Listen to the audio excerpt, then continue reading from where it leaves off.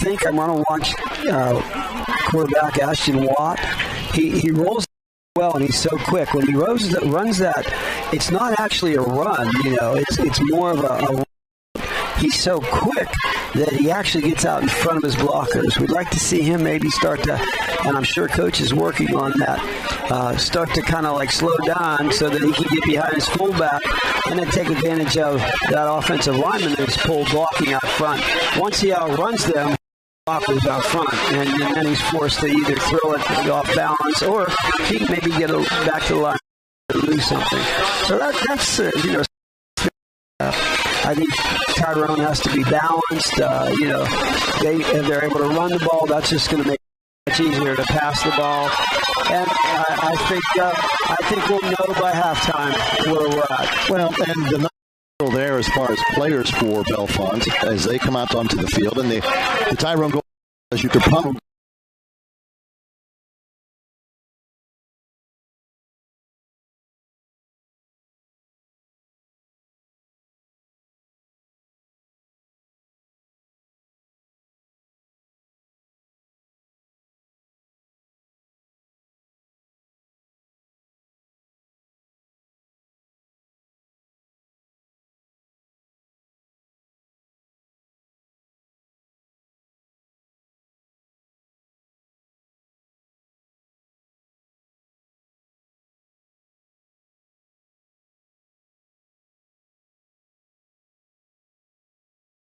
UTRN.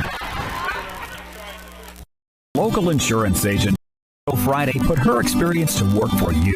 The Billy J. Friday Agency proudly serves Tyrone families and businesses and is ready to review existing policies or provide a no-obligation quote. Call the Billy J. Friday Agency today at 4-682-7669 to get smarter about your insurance. Again, that's the Billy J. Friday Agency at 814-682-7669. Come for the great rates, amazing service. See Gary McGovern at Thrivent Financial First. Gary can help you with your personal or business planning, plus college or retirement solutions. Thrivent also provides life and disability, as well as mutual funds in the U.S. Top 5 ranking. Call 207-5805 or email gary.mcgovern@thrivent.com. Thrivent Financial, 1051 Pennsylvania Avenue, Tyrone. The only station you need to stay entertained and informed. Classic favorites, 96.9 and 100.7. TRN, Tyrone, Tuna. The captains are out at midfield for the Tyrone Golden Eagles. This week we have Dylan Brower, Nate Josh Patterson, Deegan Baldoff, and Ross Gamp. And the signal is that, as we said before, Bellefonte won the toss, decided to kick. That's not the way Coach Bandis would have done it, but the Golden Eagles are going to get the football first. And you put some points on the board, and you get Bellefonte thinking about that here mentality, and it does have a twinge, a recipe, if you will, for what could be a long night. However, these are kids. They're out there for fun, and they got a lot of things going on. They could really just come out and not play their best. It happens. Got to be careful of when you have a team that's 0-3 and is having so much difficulty. They have nothing to lose. Right. You got to be aware of here is, all right, let's defer and let's try to fool them and get an onside kick, and we'll get the ball right away, and then they'll have to kick to us to start the second half. So, you have to be always thinking, and that's situational football. That's the coach's job. Right. Be a student of that. Well, and we talk a lot about the Tyrone Golden Eagle offense, but this defense has pitched great shutouts. And if you recognize the personalities on that Tyrone defense, you got to know that they would love nothing more than to put up 3 straight shutouts. Right. So they're going to play hard on defense tonight. Absolutely. They're leading the district and only giving up average of 4 points a game, and that's the in the entire district here that we're in. Logan Williams back deep to receive to our left, kicking from right to left. Of course, we've got Rocky Romani. The whistle has sounded, and the runoff is up. And the kick hits at the 17, picked up there over the 20. Hit and knocked down before he gets to the 25. So the return is Logan Williams for about 14 yards. So Bellefonte will take over. 1st and 10 from their own 25-yard line. From left to right. We're just underway. Week 4 of the high school football season here at Gray Vets Memorial Field. Chuck Panis along with Jim Gregory. Thanks for joining us. And here's a name you might recognize, Josh Patterson, who made the tackle on kickoff. You might hear his name a couple more times tonight, Jim. Sidecar right and now there's a flag before the snap of the football, and that's going to typically be a major penalty, and it is for the Raiders. So Trevor Johnson, the quarterback, looks over and says, what do we do now? They'll mark him back 5, so start out with a 1st and 15. Their own 20. Back to the line of scrimmage. Johnson wins right, and 2 receivers left. Single back in the backfield. Man in motion coming from left to right. He's going to roll right, looking to throw. Pressure is there, avoids it, but gets hit and knocked down after 2. It was Patterson. So, Brower there with the tackle, who hit him hard. He did. 2nd and 13 for the Raiders.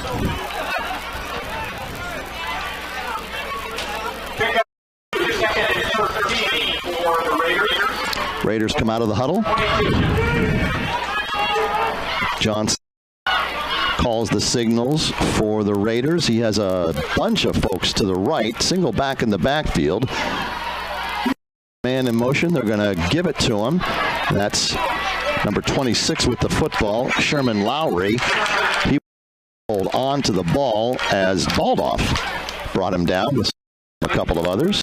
Weaver made a nice play. He came down from his defensive end there, crashed down, and when the ball carrier cut back, Weaver was right there to make the stop. Nice job. Brings up a 3rd and 13 for the Raiders. First possession of the ball game. If you're just joining us, we're just underway at Gray Vets Memorial Field, and it is an ideal night. This is what Bellefonte does not want to see. 3rd and long. Has it. Looking over the middle. He's got a man. Can he hit him? Oh, throws it high and almost picked off as the ball went through the hands of the receiver, and then Draven Crowell had a chance, but it's actually not a bad thing that he didn't pick it off. Actually tipped by the receiver. Right. He went up to get it, and I don't think if he doesn't tip that, it could have been a pick. So it's a punting situation, and back is Baldoff, and is that Crowell? Number 13. Yeah, Baldoff, and 27, I believe. Yep. Crowell. Hits at the 40. Baldoff picks it up, avoids the tackler, runs into his own blocker. Now he's got some room. Not much. A pickup of 3 on the return, a late tackle. They won't throw a flag on, but the Golden Eagles will take over with good 1st and 10 at their own 43-yard line. Wesley Badger in on the stop for the Raiders. Now so no Brady Ronan tonight. Again, Colton Miller grabbed the starting assignment in the backfield last week, along with Luke Walk and also Andrew Weaver. Let's see the discipline here on Tyrone. Walk under center. Quick throw to the far side. That is Colton Barris. And a flag is down, and it could be one of 2 things. Either it's a blocking penalty, perhaps Luke Walk over there. He was in the vicinity. I think they're going to call a hold. Yes. Yep. So from the spot of the foul at the 43, they'll take it back 10, probably in the neighborhood of the 33. So the pickup aided. The completion to Varus picked up about 6. So instead, it's 1st and 15 from that yard that we thought, the 33-yard line of the Golden Eagles. Walk comes. They're on the far side hash mark here at Gray Vets Memorial Field. Varus comes out of the huddle. He's going to be wide to the near side of the field and split there by Ross Gant. Power eye left. Walk under center. Signals. Now he wants to snap ball, and he's going to roll and get hit from behind, and he's that he did not fumble the ball. He was sacked for a loss by Grady Garrison.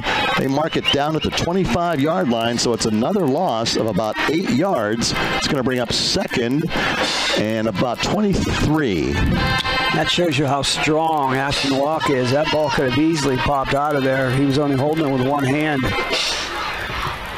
Break there for Tyrone.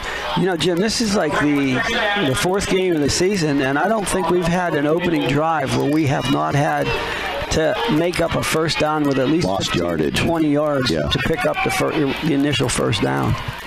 Miller in motion. Walks straight back. He's going to throw over the middle, and he's going to overthrow with the intended receiver, Ross Gamp. Bellefonte was ready for that when there were plenty of defenders in the neighborhood, and Walk tried to fit it into a pretty small window, and he's lucky to get away with the incompletion because if anybody is bracketing him on the outside, that could have been picked off. The incompletion brings up 3rd and 22. The clock stops, showing 9 minutes left. First quarter, we're scoreless.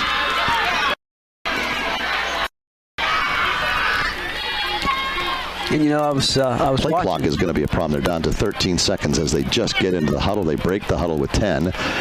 Everybody's going to have to huddle their positions, or they're going to need to call a timeout. Down to 5, down to 4, down to 3, and they get it off. Walk, looking to throw. He's going for Gamp. The big play is not there as Johnson, the quarterback, playing defensive back now. He goes both ways for Bellefonte. He is down the right sideline after a big gain. He picked that off at the Tyrone 45-yard line and returned it 30-plus yards inside the 15 to the Golden Eagle 13-yard line. And there's a flag in the field. Let's see if it's before or after the interception. Holding against the Raiders, apparently on the return. Yep. Flag is at the 22-yard line of the Golden Eagles, so they'll take it back 10. So the Red Raiders come up with a big play on defense. That's not something we're used to seeing Ashton Walk do. That was a poor decision, underthrown ball. His favorite receiver, Ross Gamp. The initial drive here for Tyrone, is somewhat concerning because they've done this now 4 weeks in a row where they come out just flat.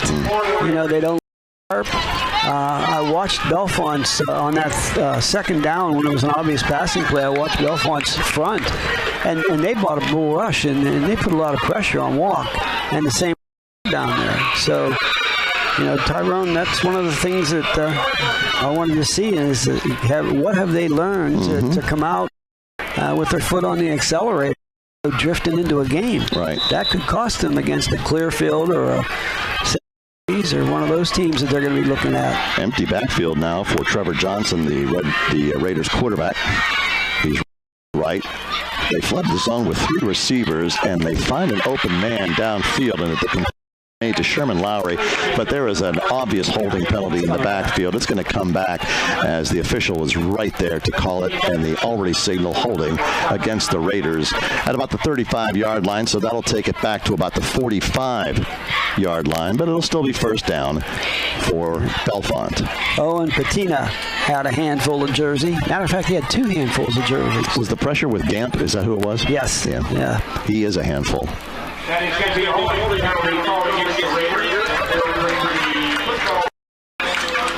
Just at the 45-yard line. Officially, it is at the Tyrone 44-yard line. So, a couple of holding penalties against the Raiders have taken them from where they were after getting tackled at the 14 of the Golden Eagles back 30 yards, where we're looking at a 1st and 21 for Bellefonte.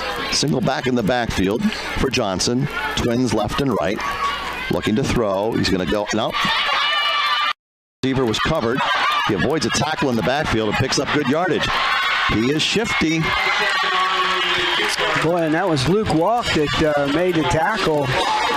He made up that penalty yardage, that's for sure. And that was Ross Gamp who had him in the backfield. And give him credit there. Trevor Johnson, number 12. Well, we don't have size on him, but if you look down at the field, you can recognize he's got a strong lower body.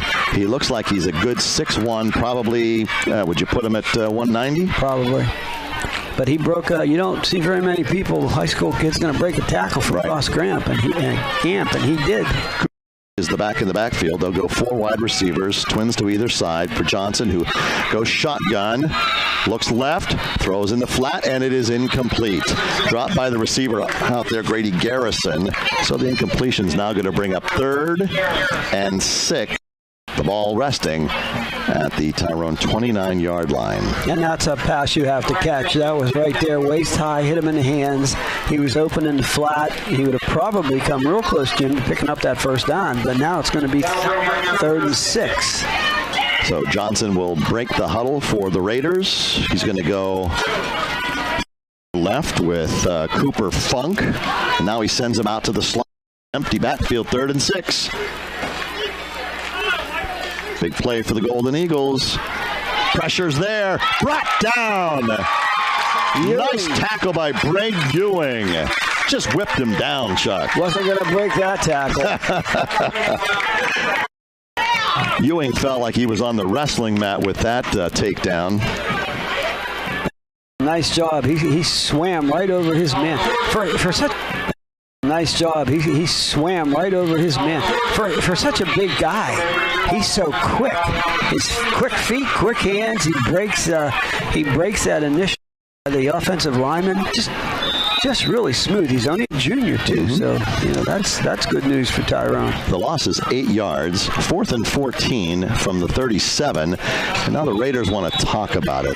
Call a time. If you're going to go from here on 4th down, 0-3, and you have nothing to lose because you have an opportunity to pin Tyrone back deep in their own territory if you want to punt it away. Going for it on 4th and 14 when you're averaging 1.6 yards on the ground and you have not thrown a touchdown pass in the season yet. It's not like this offense is a juggernaut. No, it's not.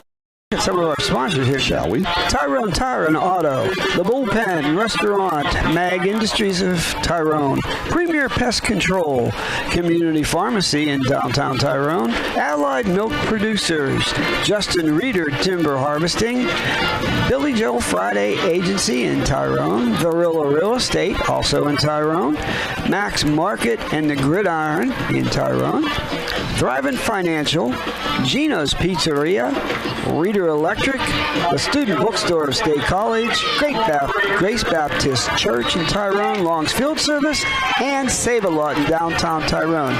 Jim, watch the motion here coming across and trying to get in the left flat because it was wide open, and they may try to hit a short pass and then see if they can turn it into a ground game. Johnson looking to throw, has time, looks left, looks right, goes over all his options, throws it into a crowd downfield. It's intercepted.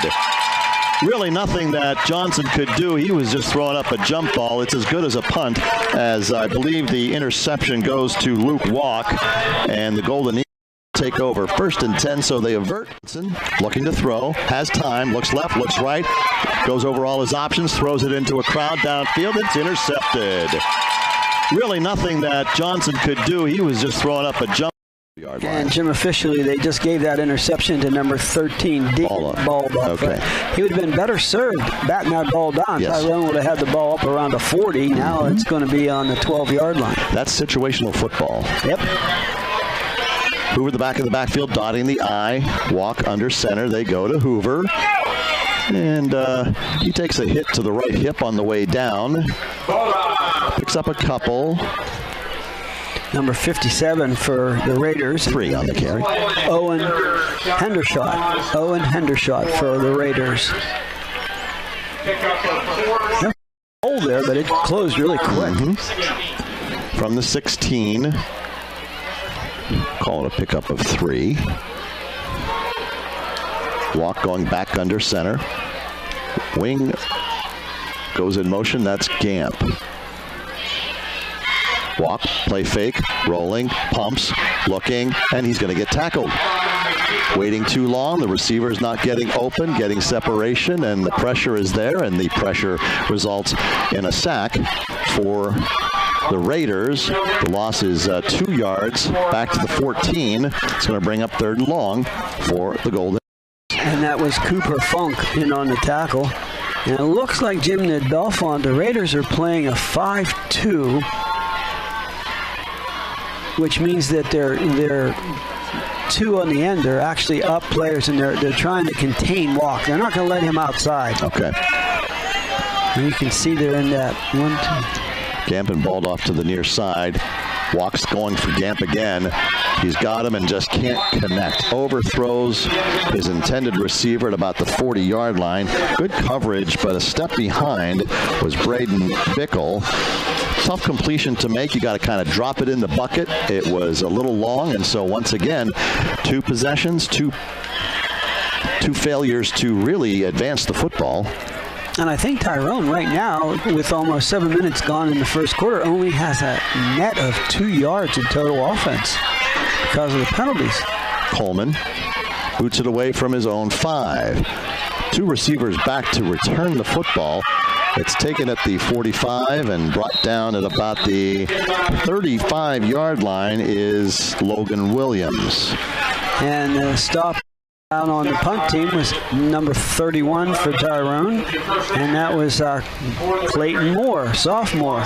We're early. It's still scoreless with, as Chuck just mentioned, about 7 minutes gone in the first quarter. But right now, difficult to tell who's 3-0 and who's 0-3. Right. And it appears right now Bellefonte has what little momentum there is because they're excited. They had a turnover. Mm-hmm. They've completed a couple good passes, and they've moved. Mm-hmm. Trevor Johnson calling the signals for the Raiders, and now there's a whistle and maybe a timeout being called by the Golden Eagles. I don't know about that, Jim. 5:14 left to go. First quarter, we are scoreless. The Tyrone Golden Eagle defense has been up to the task. The offense is a slow start. They have been in 3 weeks scoring, but certainly not making it easy for themselves. But tonight, Bellefonte, maybe with 3 weeks of film to look at, Chuck, they've figured some things out, and the game plan is actually working against the Golden Eagles right now. Can that be a factor? Oh, absolutely. Mm-hmm. And another factor is Ashton needs to take, sometimes you get a little overconfident with the deep ball. He needs to start looking and taking what they're giving him. Mm-hmm. If they're going to give you that flat and they're going to give you that shallow cross, take it. Move the ball downfield, ball control. You don't have to force the ball. And some of the passes right now are being forced. And we'll see what happens now with what are we at here? First and 10. First and 10. Yep. On the punt return by the Raiders. Johnson has 2 backs in the backfield in for blocking. They have not run the football yet. And there's movement along that offensive line, jumping over on the left tackle.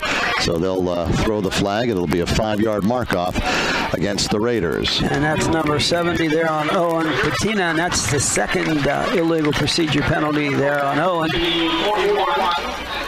He was the first play of the game, if you remember. They had a procedure penalty, and that's what he did. He had a little bit of a jump start.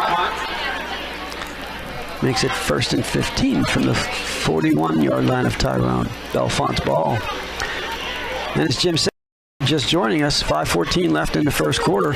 We are scoreless here at Grayfield between Bellefonte Raiders and the Tyrone Golden Eagles. Jim? 3 receivers in for Johnson. He's going to run it himself and just puts his head down and picks up a couple inside the 40. It'll give him maybe like 2.5. Depending on where they mark it, it'll be shy of the 39. And that was number 6, Nathaniel Patterson, in on the stop. They actually give him the 39. So it's going to bring up 2nd and 13. Rolling clock.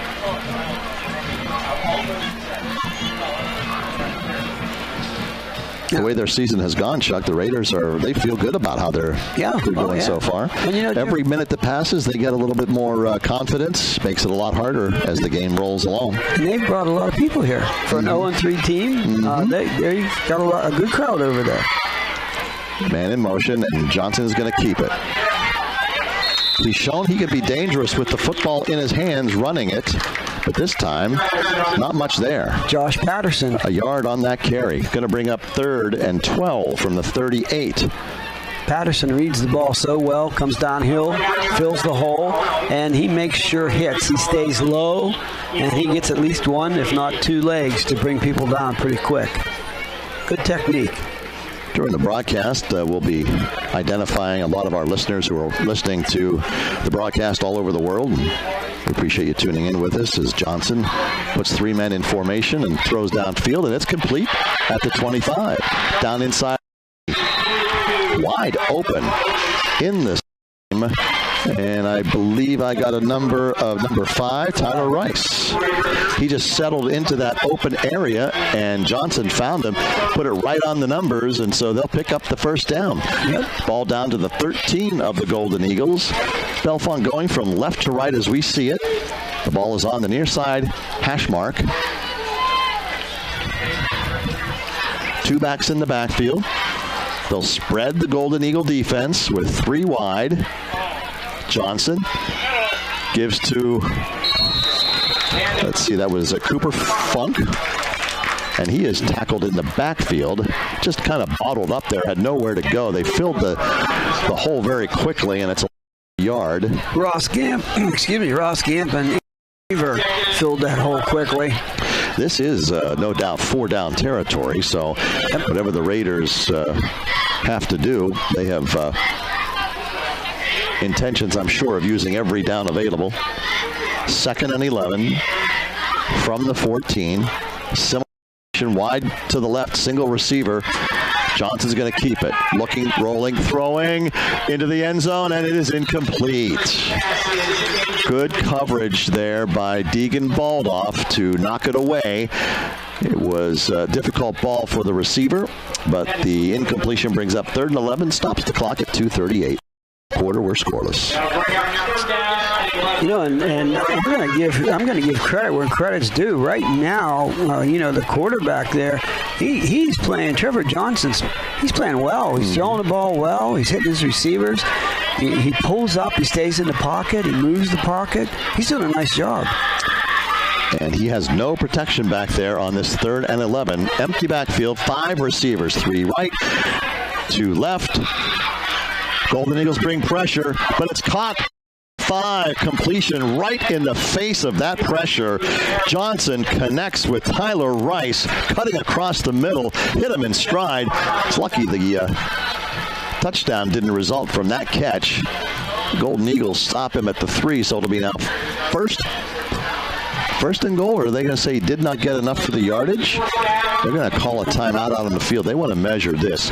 It looked like he got the yard marker, but they're going to bring the chains out. You know, they do this much less than they used to, bringing the chains out. Yes. Keeps the game moving. It does. But if it's that close, they want to make sure. Obviously. That far down inside the 5, absolutely. This is the way we started out last week. If you remember correctly, it was 0-0 at the end of the first quarter. Mm-hmm. And then the Golden Eagles turned around and came to life and got their head in the game and scored. First down, Bellefonte. They scored 35 points in the second quarter. But right now, they've got their backs their own goal line, and they're on defense. So they better it up a little bit here. Correct me if I'm wrong, but the Golden Eagles have not yet trailed in a game this year either. No, they have not.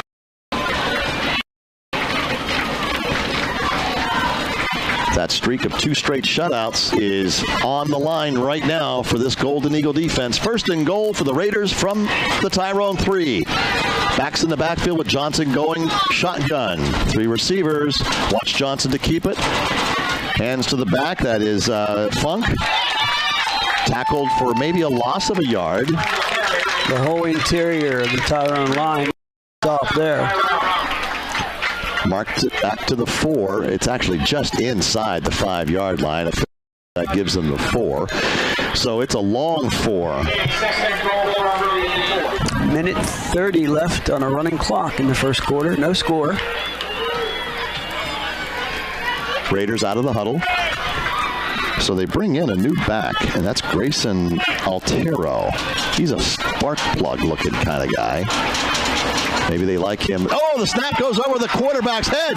Here come the Golden Eagles to recover it. Did they get it? They did. Wow, they dodged the bullet. The turnover. The Golden Eagles come up with the recovery of the fumble as the snap went over Johnson's head. He was being chased as he went all the way back to the 27-yard line. I mean, that wasn't just a snap over his head. That was a bullet over his head. Wow. From the 3 all the way to the 27-yard line. So now let's see if that kind of snaps this offense out of a slumber and gets them moving here to put some points on the board as we are scoreless with 1 minute, 1 second left in the first quarter. 1st and 10 from their own 27. I formation. Now walk under center.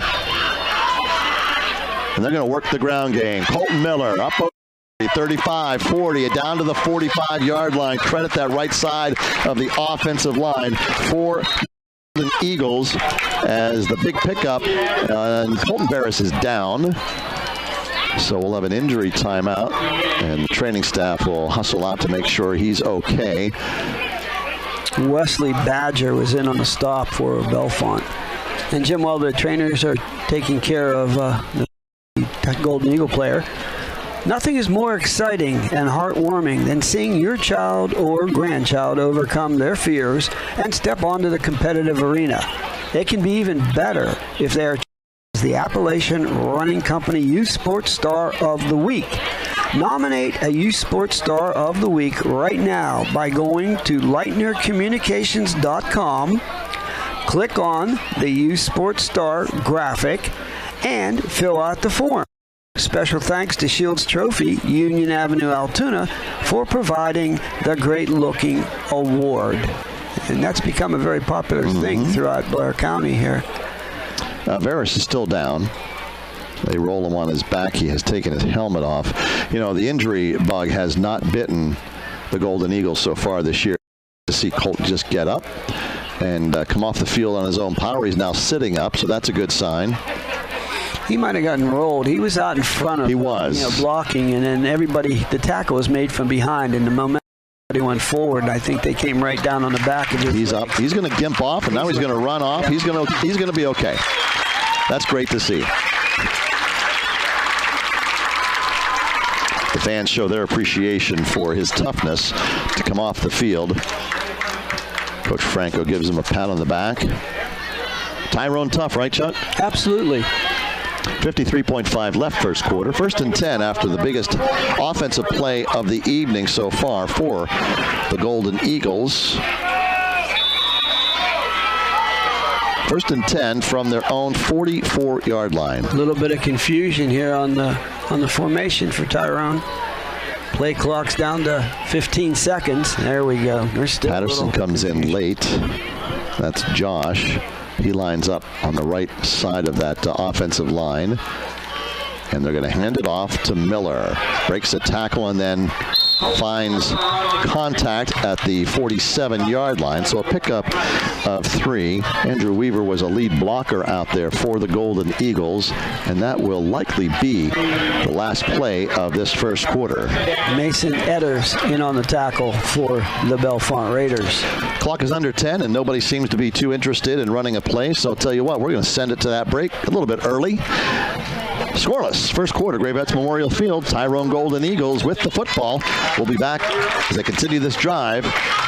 You're listening to Tyrone Golden Eagle football, 96.9, 100.7 FM. Classic favorites, WTRN. This is Nathan Varilla, your 1999 state championship football team captain. Winning a state championship, you have to do everything excellent. Excellence. Jim, we're not on the air, but you might like to pass along. We had a call here from Wilbur Walk, who I think you knew from years past. He lives in Houston, Texas, and he's listening to the game in Houston. Doing the right thing when no one's looking. Varilla Real Estate is ready to help you in all your real estate needs. What was that again, Rich? What was his name? 4th and 4, and you need a Wilbur Walk. Wilbur Walk from Texas. Yes, in Houston, Texas. Yes, his dad was involved in building the radio station here, the senior, back when in Carey's day. Country Store hot dogs. And when you're on the go and hungry, it's Max Market and the Gridiron for delicious hoagies, pizza, stromboli, wedges, baked wings, and more. Take out or dine in. Family owned and operated since 1974. Max Market and the Gridiron. 1658 Columbia Avenue, Tyrone. Credit cards accepted. Call 814-684-0660. On the web at maxgridiron.com. 96.9 and 100.7 WTRN.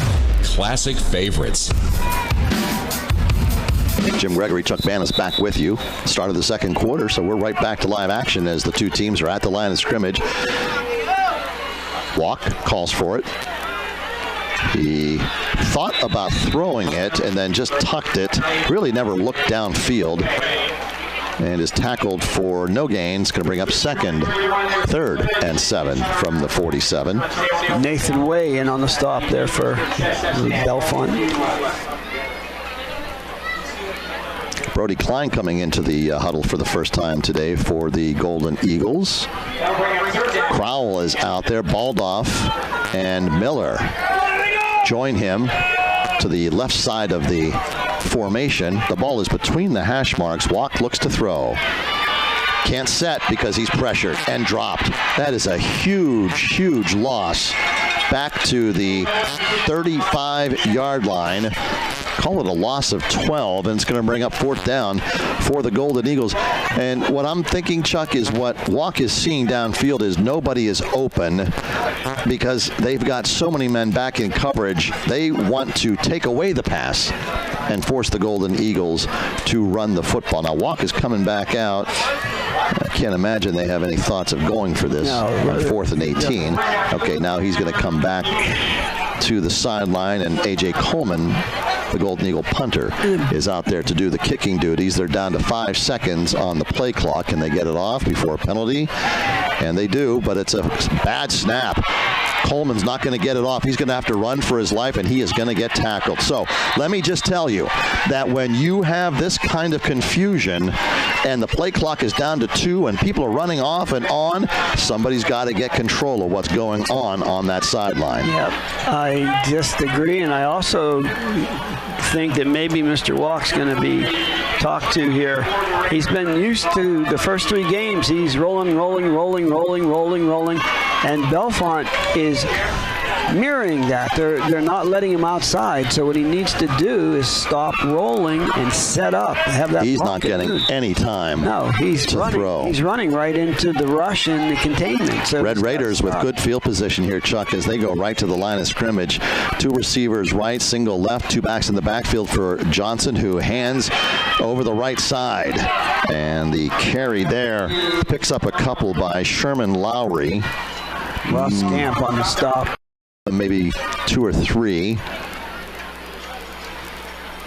The Tyrone defense avoided giving up points on the last Raider possession with a snap over the head of the quarterback that they recovered, and then they could do nothing with it offensively. This is as struggling as the Tyrone offense has looked all season. So credit the Raiders and the way they're playing and the way they came in. They game planned this. 2nd and 7 from the 22. Johnson keeps it. He's got blockers. He's got the corner, looking for more running room down the line, and finally knocked out of bounds, but not until he gets to about the 12-yard line. Let's see where they finally mark him out. He may have gotten to the 11. Colton Miller knocked him out of bounds. And boy, Jim, the time of possession is staggering in favor of the Bellefonte Raiders. They've had the ball so much more than Tyrone this first half. 1st and 10 from the Golden Eagle 11-yard line. We are scoreless. A couple minutes into the second quarter here at Gravettes Memorial Field. Johnson sends a single receiver left, twins right, 2 backs in the backfield. Going from the shotgun, they're on the far side hash, going from right to left. Low snap. Johnson's going to have to keep it into the secondary. All gets to the end zone, but a touchdown saving tackle made there by Andrew Weaver. And Weaver gets a little gimpy, but it is a pickup of 9. It's going to be 2nd and 1. They can get the first down, but they're just 1.5 yards away from putting points on the board here. And the snap was low. It was bobbled. It was to be a handoff. And then, of course, Johnson just took the ball and went right through the called hole and was able to pick up some nice yards. They're going to go with 2 backs in the backfield, right and left of Johnson. Now he's pressured. Looks to throw. He's got a man in the end zone, wide open. Touchdown. That's Jamal Saunders, number 2 over there, I believe. Or was it number 3, Cooper Funk? Touchdown on the 1-yard completion.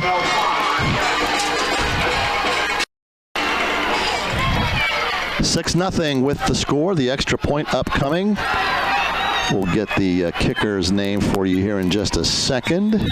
That's number 14. That's Wesley Badger. All right. Thank you, Chuck. And a flag is thrown before the snap of the football.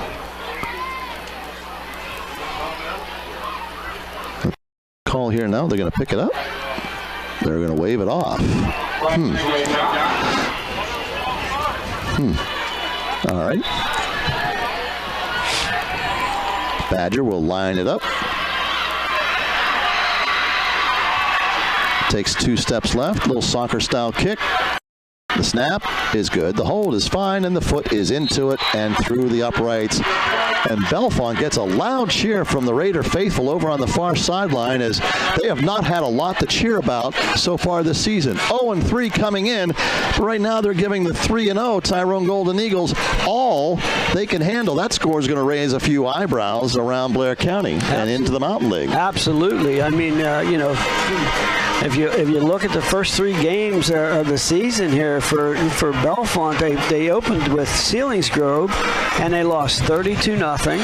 Then they played Penns Valley and they lost 34-20. They were able to put 20 points on the board.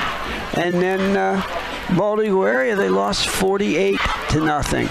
And right now we've got some heads are getting together here and people are talking. Jim, did you pick up? I'm not seeing focus on the field right now. That's all. And there's a lot of standing around on the Tyrone lines too. It just looks like somebody's got to light a fire down there, guys. Come on, let's go. This explosive special teams that Tyrone has can turn momentum around quick. But they can, yes. 2 punt returns for touchdowns last week is definitely evidence of that. So it'll be Miller and Hoover back deep to receive this kick from the Raiders, who just scored a 1-yard touchdown pass to lead at 7-0. They use a bunch formation as the kickers have time putting the ball on the tee. The whistle's already been sounded, so watch out. The Golden Eagles were ready in case they decided to try any trickery on this kickoff. And let's see how Tyrone reacts to being behind for the first time this season. Short kick taken at the 30 by Colton Barris. He's deadly with the ball in his hands. Can't find any blocking, so he picks up 6 yards on the return, but decent field position for the Golden Eagles, who find themselves trailing in a game this year for the first time. And now this will be interesting to see if there's been any kind of adjustments made, quick passes, loosen that secondary up a little bit. I think they have to establish the running game. That too. 3 receivers left, single right, single back in the backfield.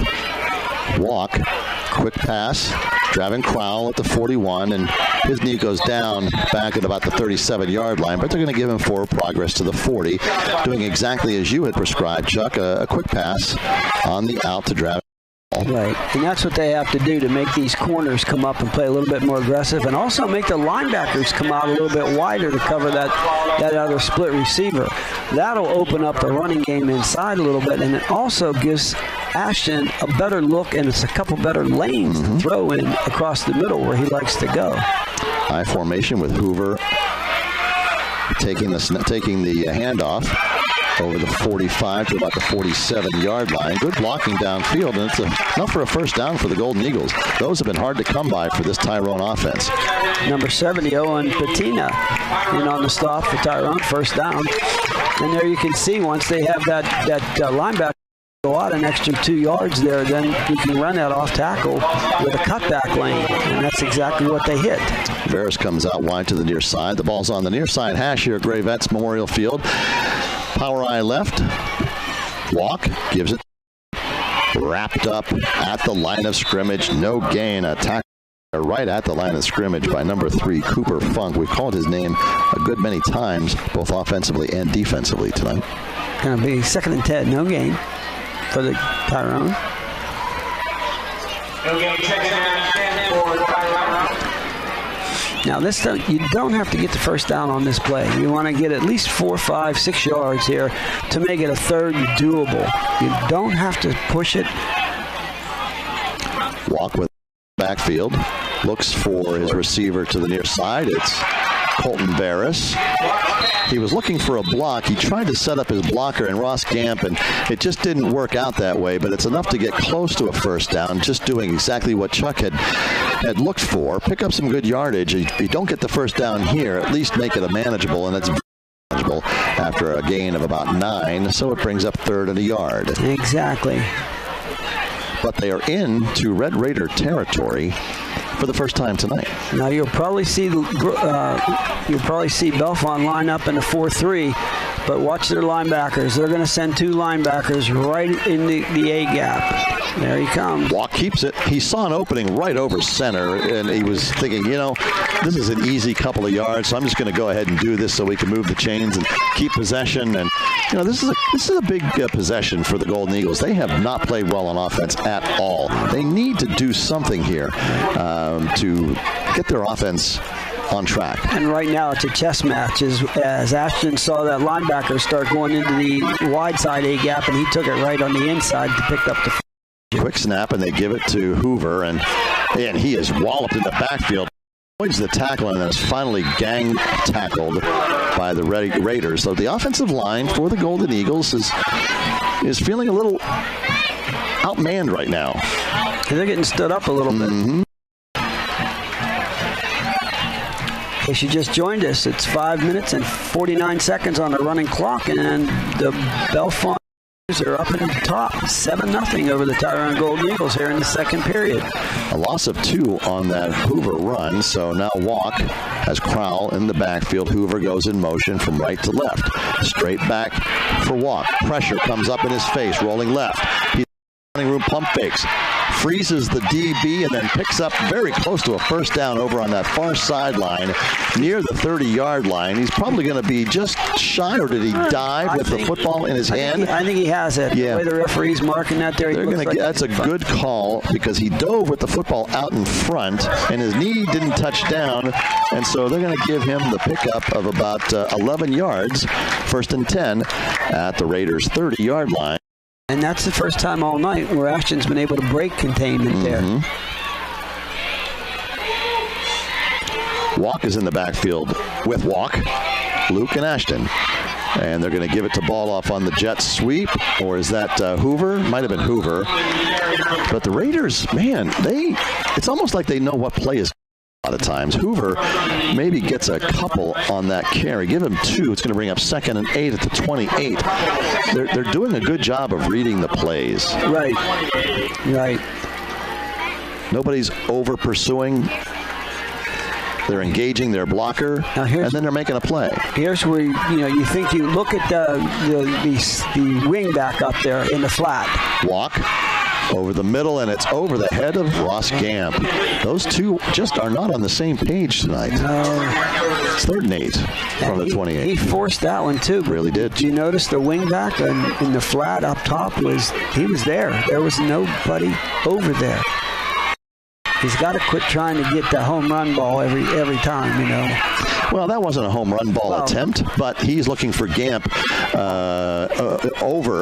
overlooking for Ross Gamp. Right. He trusts him, but he's just not putting the ball in a place where Ross can make a catch. Walk now has the snap, he's looking deep, and now he's running for his life. He's going to be tackled out of bounds short of the marker, but he does pick up some positive yards if this is 4-down territory for the Golden Eagles. It may be about 2 or 3 yards, but it is going to be 4th down for the Eagles, who trail at 7-0. Don't forget the Irwin Financial halftime show is coming your way. We're just minutes away from that. Chuck can tell you more about that. We'll send it back to Rich in the studio to bring you up to date with scores around the area. We'll get statistics for you as well and run down very little scoring here in the first half. The Golden Eagles are back in the huddle, but the play clock's a problem. It's down to 8. They're going to have to hustle. 7, 6, 5, 4. This is 4th down and 3, and you're hustling to get the play off, and they do. Walk rolling right. He's got time. He's going to keep at the 15. He's at the 10. He's at the 5. He's into the end zone for the touchdown. On 4th and 3 with the play clock in his space, he runs it in for the touchdown from 23 yards out. And just like that, the Golden Eagles, this is 4th down and 3. And you're hustling to get the playoff, and they do. Walk rolling right. He's got time. He's got a chance to tie it. And boy, that play clock was at work when the ball was snapped. Romani will try to kick this through to tie it up, and he does. He does. And give Josh Patterson, the holder, credit there. That snap was a little off the mark. So here you go, folks. This is what you love to hear.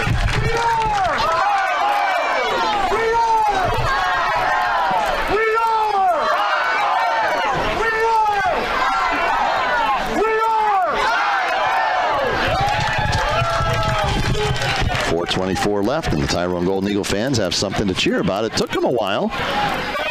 And now let's see if getting those first points on the board kind of opens things up. Stay tuned for the Irwin Financial Halftime Show. We'll have first half stats and some scores from around the area. That's coming up on the Irwin Financial Halftime Show. And Jim, we wanted to say a special hello out there. We just got a call from Radio Rich back to the station. Yep, and letting us know that Wilbur Walk in Houston, Texas is listening to the Tyrone Golden Eagle game tonight down in Houston, Texas. And Wilbur Walk's father was one of the contractors and constructors of the TRN studio there in Tyrone. So, Wilbur, I hope you're enjoying the game. Well, the Walk family was also one of the first families to come to me when I was working at the Curve to buy season tickets for that initial season. The return for the out to about 27-yard line. So let's see if getting those first points on the board lights a little fire. And then also we want to say hello to Leonard Romano, and he is listening to all the games on WTRN. He's been having some health problems, and he used to attend all the games, but now he's a loyal fan. He's listening at home, and we thank you, and we want you to enjoy tonight's game, Leonard. Well, I'm going to tell you who else is listening here in just a second. Right after this play is Johnson. This is a familiar formation. Two backs in the backfield, goes with the shotgun snap, and hands to that's Funk into the secondary, a pickup of 13 on down out to about the 42-yard line. So I just got a text from the missus that she set up the iPad for my dad, who's computer savvy as you and me. And so Dad is back home in Hollidaysburg listening to the broadcast. Good. You know, Andrew Weaver had him right at the line of scrimmage, and he broke his tackle. 1st and 10 from their own 42. This time they're going to go back to Funk. Maybe a couple. Patterson is there, and also Brower, of course. And there's another example. The Tyrone's getting there, and they're hitting them in the backfield or right at the line of scrimmage. But give credit to the Bellefonte running backs. They're breaking tackles and gaining an extra 2 or 3 yards rather than taking a lot. Well, they're not allowing one to bring them down. Absolutely not. Single back in the backfield. Tight formation for Johnson. Trevor Johnson, the quarterback for the Raiders, is going to keep it and follows line, and they just continue to push. Oh, there's a fumble. Is the ball out? Yep, Tyrone. So that's an example of Trevor Johnson keeps his feet moving, but the Tyrone Golden Eagles were just holding him up in order to tear that football out of there, and Crowell comes up with the recovery. Yes, he did. Good job. That's going to give Tyrone field position at their own 49-yard line, but it keeps momentum for a score and a nice stop and a turnover, a takeaway. Great job there. Don't forget, stay tuned for the Irwin Financial Halftime Show. We'll have first half stats and some scores from around the area. That's coming up on the Irwin Financial Halftime Show. Jim? Luke Walk is the up back as Walk goes under center, and the deep back is the fake. They throw it here to the flat for Luke Walk, who stumbles and makes the catch and picks up maybe 5 or 6 on first down. Stays in bounds, but he gets up a little bit gimpy. That left thigh looks like it's bothering him. He's going to get some attention on the sideline. Rolling clock at 2:40 left in the half. Call it a gain of 5. And you know, Jim, Rocky Romani, he scored 3 goals. He had a hat trick in a soccer game. Oh, is that right? Tyrone's beat Phillipsburg 4-1. He had 3 goals. Walk brings Miller in motion from right to left. Looking to throw. Got time. He's got all kinds of time, and now he's run out of time. Looks to throw deep, and it's intended for Gamp. And the whistle was blown before the play was over, and the coaching staff on the near sideline, their hands are up like, roughing the passer. There's a flag down here on the line. They throw to the pitch as Ashton, he's up. No worse for wear, but they're going to mark a big one off against the Raiders. Boy, that's going to hurt. That's going to give Tyrone. It's going to hurt Bellefonte. It's good for Tyrone, but that's going to give the Golden Eagles a first down on about the 33-yard line. Varus comes in, Klein comes in, Walk comes into the huddle.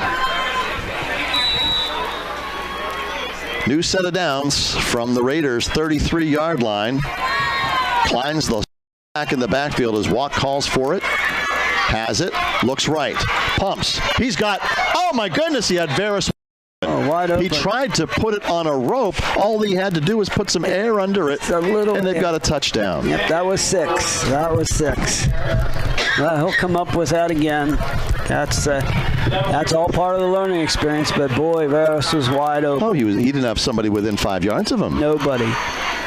Real quick here, let's go and look at our sponsors who are bringing you Tyrone Golden Eagle football. Tyrone Tire and Auto, The Bullpen, Mag Industries, Premier Pest Control, Community Tyrone, Allen Producers, Justin Reeder Timber Harvesting, and Billy Joe Friday Agency in Tyrone.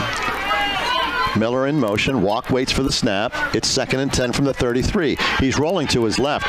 He's got time. Throws it complete. Oh, my goodness. Miller is hit hard. That almost looked like a vicious helmet hit. No flag on the play, but Miller, give the guy for holding on to that one. Trying to pick up a number on that to see who that was. He came up with 2 forearms, right? Yeah. I'm surprised there was not a on that one. Yeah. It's very close to a first down. They're going to measure this one again. And while they take that measurement, while they're bringing the chains in, we have Varilla Real Estate, Max Market and the Gridiron, Thrive Financial, Gino's Pizzeria, Reader Electric, the Student Bookstore over in State College, Grace Baptist Church, Long's Field Service, and Save-A-Lot in downtown Tyrone. All bringing you Golden Eagle football. First down, Jim, for Tyrone. Going to put 1st and 10 at the 23, and we have 1:47 on the clock. Golden Eagles looking to take the lead here. Baldoff, Weaver, and Luke Walk come into the huddle. Their quarterback, they've got the play call that Coach Franco wants, and now there's a timeout on the field. Looks like it's going to be called by the Raiders. So a minute 43 left to go before the half. And Chuck, so far, let's say this. There are positives that you can take from this first half so far. Oh, yeah. As badly as they have played, they're tied with a chance to take the lead. It bodes well for the second half. Right, and they'll get the ball to. Oh no, they have Raiders get the ball. Yeah, the Brookville. But they really played lackadaisical the first period and a half. So to still be able to, be tied and going in here, they still have 2 timeouts left with 1:43. So there's no emergency. They have time to get plays off and take the lead. But they're a learning experience. Sometimes you get a little complacent when you hear a team is 0-3. Well, when you were preparing for this week, and we've seen Bellefonte football for a lot of years, it's surprising to see the struggles they've had. You would expect from a Raider football team. So maybe it's just taking them a while to get their game together, and maybe tonight they're finally putting some things together. And when you're 0-3 and you're going against a team, and they've always played. Yeah, they have. They've always played Tyrone tough. Even last year, which when we were surprised because we thought they would take Tyrone, and Tyrone won the game 20-0, and was there coming out of saying, hey, this team might be able to put it together. Luke and Ashton Walk in the backfield. The Golden Eagles have it. Walk passes to Crowell, down to the 15, out by the 10. Just a little dump pass to Dravin Crowell. That's going to stop the clock, and I think it's also going to pick up another first down. It does. They picked up about 13 on that play. So what they're doing is recognizing and adjusting to what Bellefonte is doing, because we didn't see those kind of just dump 5-yard passes in the first quarter. And that's what we talked about in the second period. Start looking into these short, quick bursts. Throw the ball 3 yards, let them run for 15 after they catch. Yes. You have an 18-yard completion. 1st and 10 from the 11. Play clock's down to 6. Walk calls for it with a man in motion, and they get it off. Just got it off. He's looking to the end zone, finds a man. It's Weaver into the end zone for the touchdown. He catches it at the 3, turns around, goes through a tackler, and scores for 6. Goes through a tackler, and Ashton Walk, an 11-yard completion.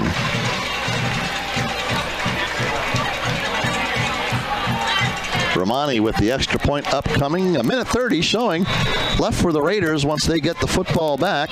But the Golden Eagles are more than likely going to go to the locker room with the lead for the first time tonight, and it is good. 14-7, Tyrone out in front, and we'll let you hear it again.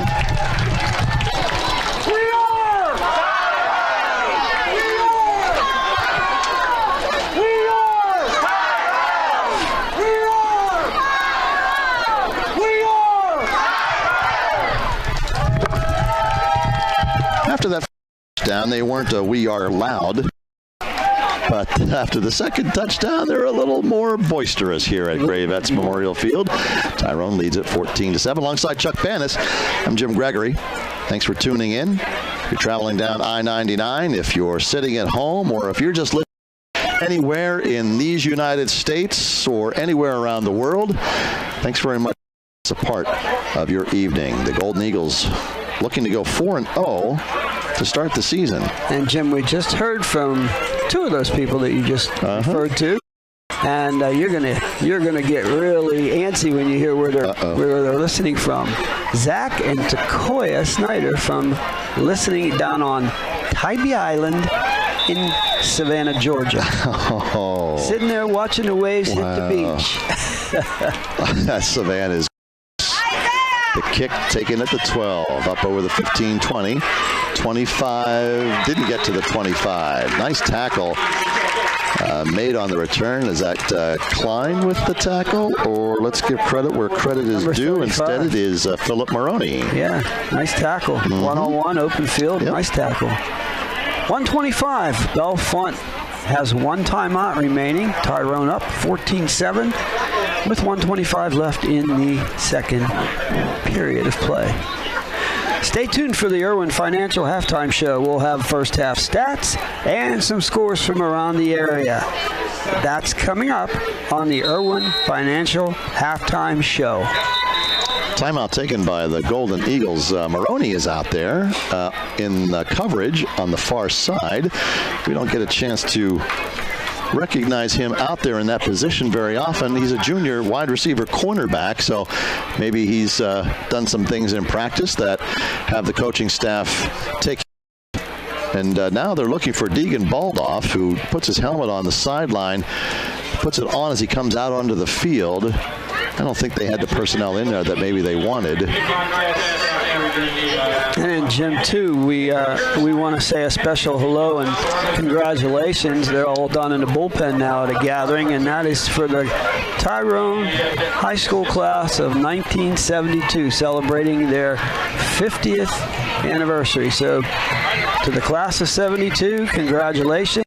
And Chris Wilson, who always calls in from out in California, he came back. He's down in the bullpen. Wow, maybe we should stop by there. Well, I told him if he was free to come up, but bullpen, beverages, and wings. Yeah. Well, we're gonna have our chance there tomorrow night, right? Yes, tomorrow night at Monogram Club has their dinner to recognize some really fine athletes that have come out of these parts of northern Blair County as Tyrone Golden Eagles. And now that you mentioned that, I have to say hello. I'm sure you do have to say hello. And give a big shout out to someone who I really respect, Harry Sickler. Yeah. Harry, hope you're enjoying the game. Empty backfield. They're going to look to try and get some points on the board here. And you know what?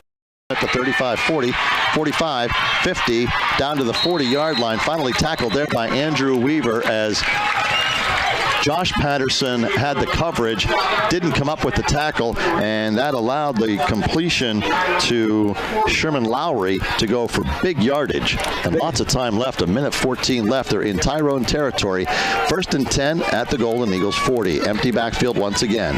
Bellefonte's biggest play of the night. Johnson has it. Straight back. He's got it. Harmony makes the completion inside the 35 to about the 32-yard line. Seth Hoover on the stop for the Golden Eagles. And on the catch, it's Grady Garrison.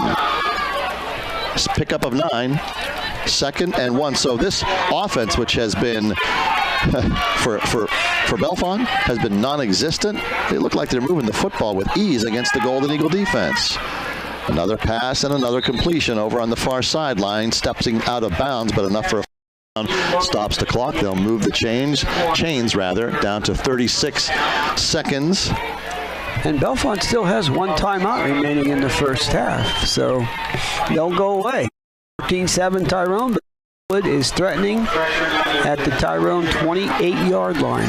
Do you send pressure here? Do you send more than 4? You got to watch for the quarterback to run here, but yeah, I think you got to send your 4. You try to battle your 4, have your linebackers drop back, but they're 10-yard drops. Out of the huddle come the Raiders. 1st and 10 from the Eagles 28-yard line. 5 receivers in an empty backfield. Johnson rolling to his left. Avoids pressure, and now he feels it, throws it downfield, and it's incomplete. 3 Golden Eagle defenders were there to just 1 Raider receiver, but they can't come up with it, as I believe that was 25 for, were you talking about? Luke Walk was there, but also, why Colton Barris? My goodness. Number 5. Oh, my gosh. Sorry, Colton. I was watching the quarterback. He got hit just as he threw that, and I wanted to make sure the referee didn't throw a flag, and he didn't. 2nd and 10, 28 seconds left.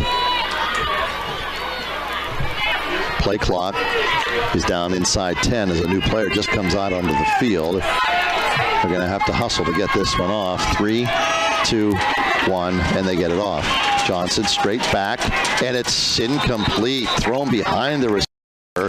Golden Eagles had a chance at picking that one off. It goes to the turf as Josh Patterson was the guy that had the chance. 3rd and 10 from the 28, 24 seconds left. And they're in 4-down territory here, obviously, with 20-some seconds left in the first half. 24.8. To the line of scrimmage come the Raiders, the Golden Eagles. Can they come up with a big play here? Can they come up with a pick? Maybe a pick 6. Pistol formation. Johnson. Pressure. Rolling right. He's not going to get to the line of scrimmage. Taken out of bounds over on the far side for no gain. 4th and 10. Now from the 28. The clock shows 17.7 seconds left. And he lost about 2 yards on that play, and he is running for his life right now. The nose of the football touches the Tyrone 30-yard line. It is a 4th down. Now you'll watch Tyrone will drop everybody back to about their own 15-yard line. Let them catch the ball in front of you. And TAC, tackle after catch, just don't allow the first down, and you'll go into halftime up by 7. 5 receivers, empty for Johnson. Has it, looking left, looking over the middle. Sees pressure, feels it, and he'll be sacked. He'll be sacked, and finally getting there to bring him down was Ewing. Yep, and he had some help from number 10, Andrew Weaver, on the play. 11 seconds left before the half. The ball's on the far side hash with Tyrone at their own 37-yard line. I don't know. What do you try to take a shot here? Or do you take a shot or take a knee? I don't really. Well, I know what Walk wants to do. I know what Coach Franco would want to do too. I would be. He may run the ball. I think he's going to take a knee. I think he'll run it. Yeah, they're going to take a knee. Yep. They're going to take a knee. That's good. That'll be the last play of this first half. A somewhat unexpected, considering the 3-0 record of the Tyrone Golden Eagles, but the 0-3 Raiders of Bellefonte have come in here, and they're showing some pride. They don't want to go to 0-4. That's not the Raider way. So at the end of 2 quarters, Tyrone leads it by a score of 14-7. What do we got coming up? I'm going to say stay tuned for the Irwin Financial Halftime Show. We'll have first stats and some scores from around the area. That's coming up on the Irwin Financial Halftime Show right now. Yeah, you're going to hear it on 96.9, 100.7 FM. Classic favorites, WTRN. Back after this. This is Nathan Varilla, your 1999 state championship football team captain. Winning the state championship, you have to do everything excellent. Excellence matters. That's why here at Varilla Real Estate, I've taken what I've learned on the football field and applied it to our business. Doing the little things, outworking your competition, being aggressive, doing the right thing when no one's looking. Varilla Real Estate is ready to help you in all your real estate needs. When it's 4th and 4 and you need a touchdown by selling your house, call Varilla Real Estate today. Reader Electric, serving Tyrone and surrounding areas with top-notch electrical service. We'd like to wish the Tyrone Golden Eagles the best of luck this season. No matter if your needs are big or small, residential or commercial, you can count on Reader Electric. They'll help you stay warm in the winter and cool in the summer. They're fully insured and offer emergency service. Call 814-251-4019 for Reader Electric. Owner Eric Reader. PA number 16417. Good luck, Tyrone Golden Eagles from Reader Electric. For over half a century, the Student Bookstore downtown has been the source for Penn State. SBS has the largest selection of Penn State apparel and gifts in town. Hoodies, hats, tees, shorts, sweatpants, and more for everyone, even pets. Plus, the Big Blue on the corner has all your tailgating supplies, as well as banners, prints, wall hangings, and frames. If you're a Penn Stater looking for something Penn State, shop the Student Bookstore in downtown State College. Open 7 days a week and always online at thestudentbookstore.com. Best wishes this season to our area football teams and coaches from everyone at Grace Baptist Church, 2308 Adams Avenue, Tyrone. Grace Baptist is a Bible-oriented church with Sunday morning worship at 10:15 a.m. and Bible study at 6 p.m. You and your family are invited to attend. That's Grace Baptist Church, Adams Avenue, in Tyrone.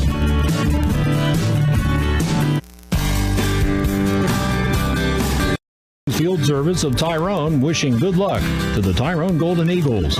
They remind all motorists to use extreme caution when approaching farm equipment and vehicles on our area roads. During harvest season, it's necessary for farmers to travel the roads. They will do whatever possible to make it convenient and safe for other drivers. Long's Field Service says practice safety first. Save-A-Lot Food Stores, located at 111 West 13th Street, Tyrone, are proud to support our area high school sports teams. Save-A-Lot features no frills, just deals, and special buys at special prices. Fresh meat is cut in store daily. Stop by soon. Save-A-Lot Tyrone is open to serve you better 7 days a week from 8 a.m. till 9 p.m. Gino's Pizzeria, East Pleasant Valley Boulevard, Tyrone is proud to help bring you Golden Eagle football on classic favorites. Stop by soon for Gino's delicious pizza or one of their famous Gino Bowlies. Why not check out the full menu, including drinks, subs, and more? Call ahead at 814-684-5730, and your order will be ready. Bring the whole family to Gino's. Our bones support us, literally, and protect our vital organs from injury. That's why it's never too early or too late to make bone health a priority. Getting enough calcium and vitamin D is especially important during childhood. By the age of 18, at least 90% of bone mass has been established. It's equally important to maintain later in life, too. Get 3 servings of dairy each day, the top source for calcium and vitamin D. A message from the Allied Milk Producers. You're listening to Tyrone Golden Eagle Football on WTRN. This is the Halftime Show, brought to you by Irwin Financial Incorporated. Let's go back to the field with Jim Gregory and Chuck Bannis. And thank you very much. We're back at Gray Vets Memorial Field with the Irwin Financial Halftime Show underway. The Bellefonte Raiders band is out on the field. And they sound very good. Thanks for coming along and entertaining the Tyrone faithful that are here in numbers and in good numbers tonight to see if their Golden Eagles can go 4-0 on the season. Chuck, what do we know so far about this first half? Well, let's start looking at the beginning of the game. I mean, Tyrone came out, and again, mistakes, penalty, backed them up. They had to punt, and everything looks in slow motion, I thought, in the first period of play. Both teams. If I give the edge in the first period, I'd actually give it to Bellefonte. I would too. They controlled it. They field position. They won field position. Yep. And they intercepted Walk, only the second interception he's had this year. And they moved the ball on Tyrone. And it could be a completely different game if they don't snap the ball over the quarterback's head when they had the ball in the red zone. At the 3-yard line. And that cost them 6 points at least, if not 7. So it's been kind of interesting to see. And then Tyrone goes down 7-0. And but they came back, and they showed some grit. They made those adjustments on offense. Yes, that they weren't going to complete those passes downfield.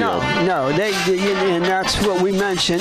You've got to start to learn. You got to take what they're given. Take what you know. If it's a 4-yard pass, take it. And if he runs for 3 more, it's 2nd and 3.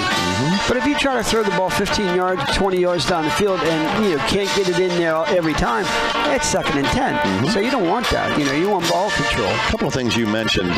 First of all, time of possession was probably in Bellefonte's favor in a big way until that second quarter started to tick away. But I also feel like the Raiders are doing a good job on defense, also stopping the run. We've not gotten that big play. We had one big play on the ground, but that passing game can now start to up the running game. Absolutely, because they're going to have to respect, they're going to still have to keep Walk from getting outside. Right. And what hurt Bellefonte on the 2 touchdown drives. Walk was able to get outside containment. And once he breaks that, those poor corners and safeties, they're in no man's land. They can't come up because he can throw over their heads on the run. But they have to stay. Now, another thing that might hurt Bellefonte is some screens, especially a middle screen. We already saw how quick to the flat is going to turn into a 6, 7, 8 yard. So force them to come up, force them to loosen up, clear the linebackers, because the linebackers were not dropping and they were coming downhill, and the front four slowing the runners up, and they were being finished off by the linebackers who weren't dropping out of the play. And when you see adjustments made like that, how key is the coaching staff up top here looking down and seeing what the Raiders are doing to be able to communicate that to the coaching staff on the ground to say, this is what we're seeing, this is what we need to do. And for them, that's their contribution to what happened in that second quarter, to recognize what they needed to do, because you can't see that clearly down on the field, right? Not most of the time. I mean, positional coaches, and I can only speak for myself. Yes. For example, we went up to play Central Mountain. Christian Anderson was one of our good running backs. He was a tailback. And, we would run an off-tackle play, and he kept cutting it up inside, kept coming it up. And the defensive crashing. And I kept watching that. And, it's tough to get somebody to change their mindset in the game. So at halftime, we went in, and I called him into the shower. I said, hey, come here, back here. I said, look what's happening here. When they block, they're reading our tight end. When our tight end blocks down on that play like he's supposed to, they're crashing right off his hip. Mm-hmm. There's nobody outside. Right. Dip and Joe. That's what we call it. So plant left, go right. In this case, plant left, right, go left. Yeah. And he did that. Second half, he ended up with 147 yards. So you make those adjustments. It's a lot easier to do it at halftime because everything's so quick. And Tyrone is one of the few teams that run their play quarterback all the way over to the sidelines. And, it's still not real sure what's going on. And then they call the play, and then he has to run all the way back in, getting how to uncall it. So it's really tough to try to talk to somebody during that time period, because how many plays did they get off with 1 second left on the play clock? Too many. You can't really make an adjustment and say, okay, now look. Including a punt that went awry. Exactly. So, that's a big thing. And right now is going to be telling the tale. I think you're going to see a lot more of Tyrone running off tackle and reading that defensive end, because keep going outside to contain walk. There's nobody left inside. And they'll cut it back, and they should get a good 10, 12 yards on that. Okay, very good. So those are the in-game adjustments that are made. How does that differ from the adjustments they're talking about now while they in the locker room? I think he's going to basically talk more about the defense. Okay. Because the defense has given up some yards here. They've given up 7 points. That's the first 7 points they've given up in 9 quarters. Right. So, it's like, hey, guys, come on, let's play. And, I'm sure he's going to talk about tackling. You're not going to tackle these Bellefonte kids and grabbing a jersey. You're going to have to come up, put a body on them, wrap them up, and then we're going to have to get other 10 helmets to the. As far as scoring, recap the first quarter. As we said, there was no scoring at all in the first quarter of action. Then in the second quarter, Cooper Funk on a 2-yard pass from Trevor Johnson. And when the Bellefonte kick was good, it was 7-0 in favor of Bellefonte. And it was pretty quiet here at Grayfield. I think everybody was kind of stunned, including us, because and read everything I read all week. I thought, this could be pretty brutal by halftime, but they're right in it. Then all of a sudden, Tyrone, they got it together and walk on a 23-yard run. Romani's kick was good, and it was tied 7-7 in the second quarter. And then again, Weaver from walk, 11-yard pass, and he kicked. And Jim, when I say 11-yard pass, he threw the ball 2 yards, and it was running for 5. Right. And that's what we talked about. That was an on-field adjustment in the second period. Short. It's not as exciting or as sexy. No, but you know what? You'd rather, kiss the girl the next night than break up on that first night. I have no idea where that's going. I don't know either.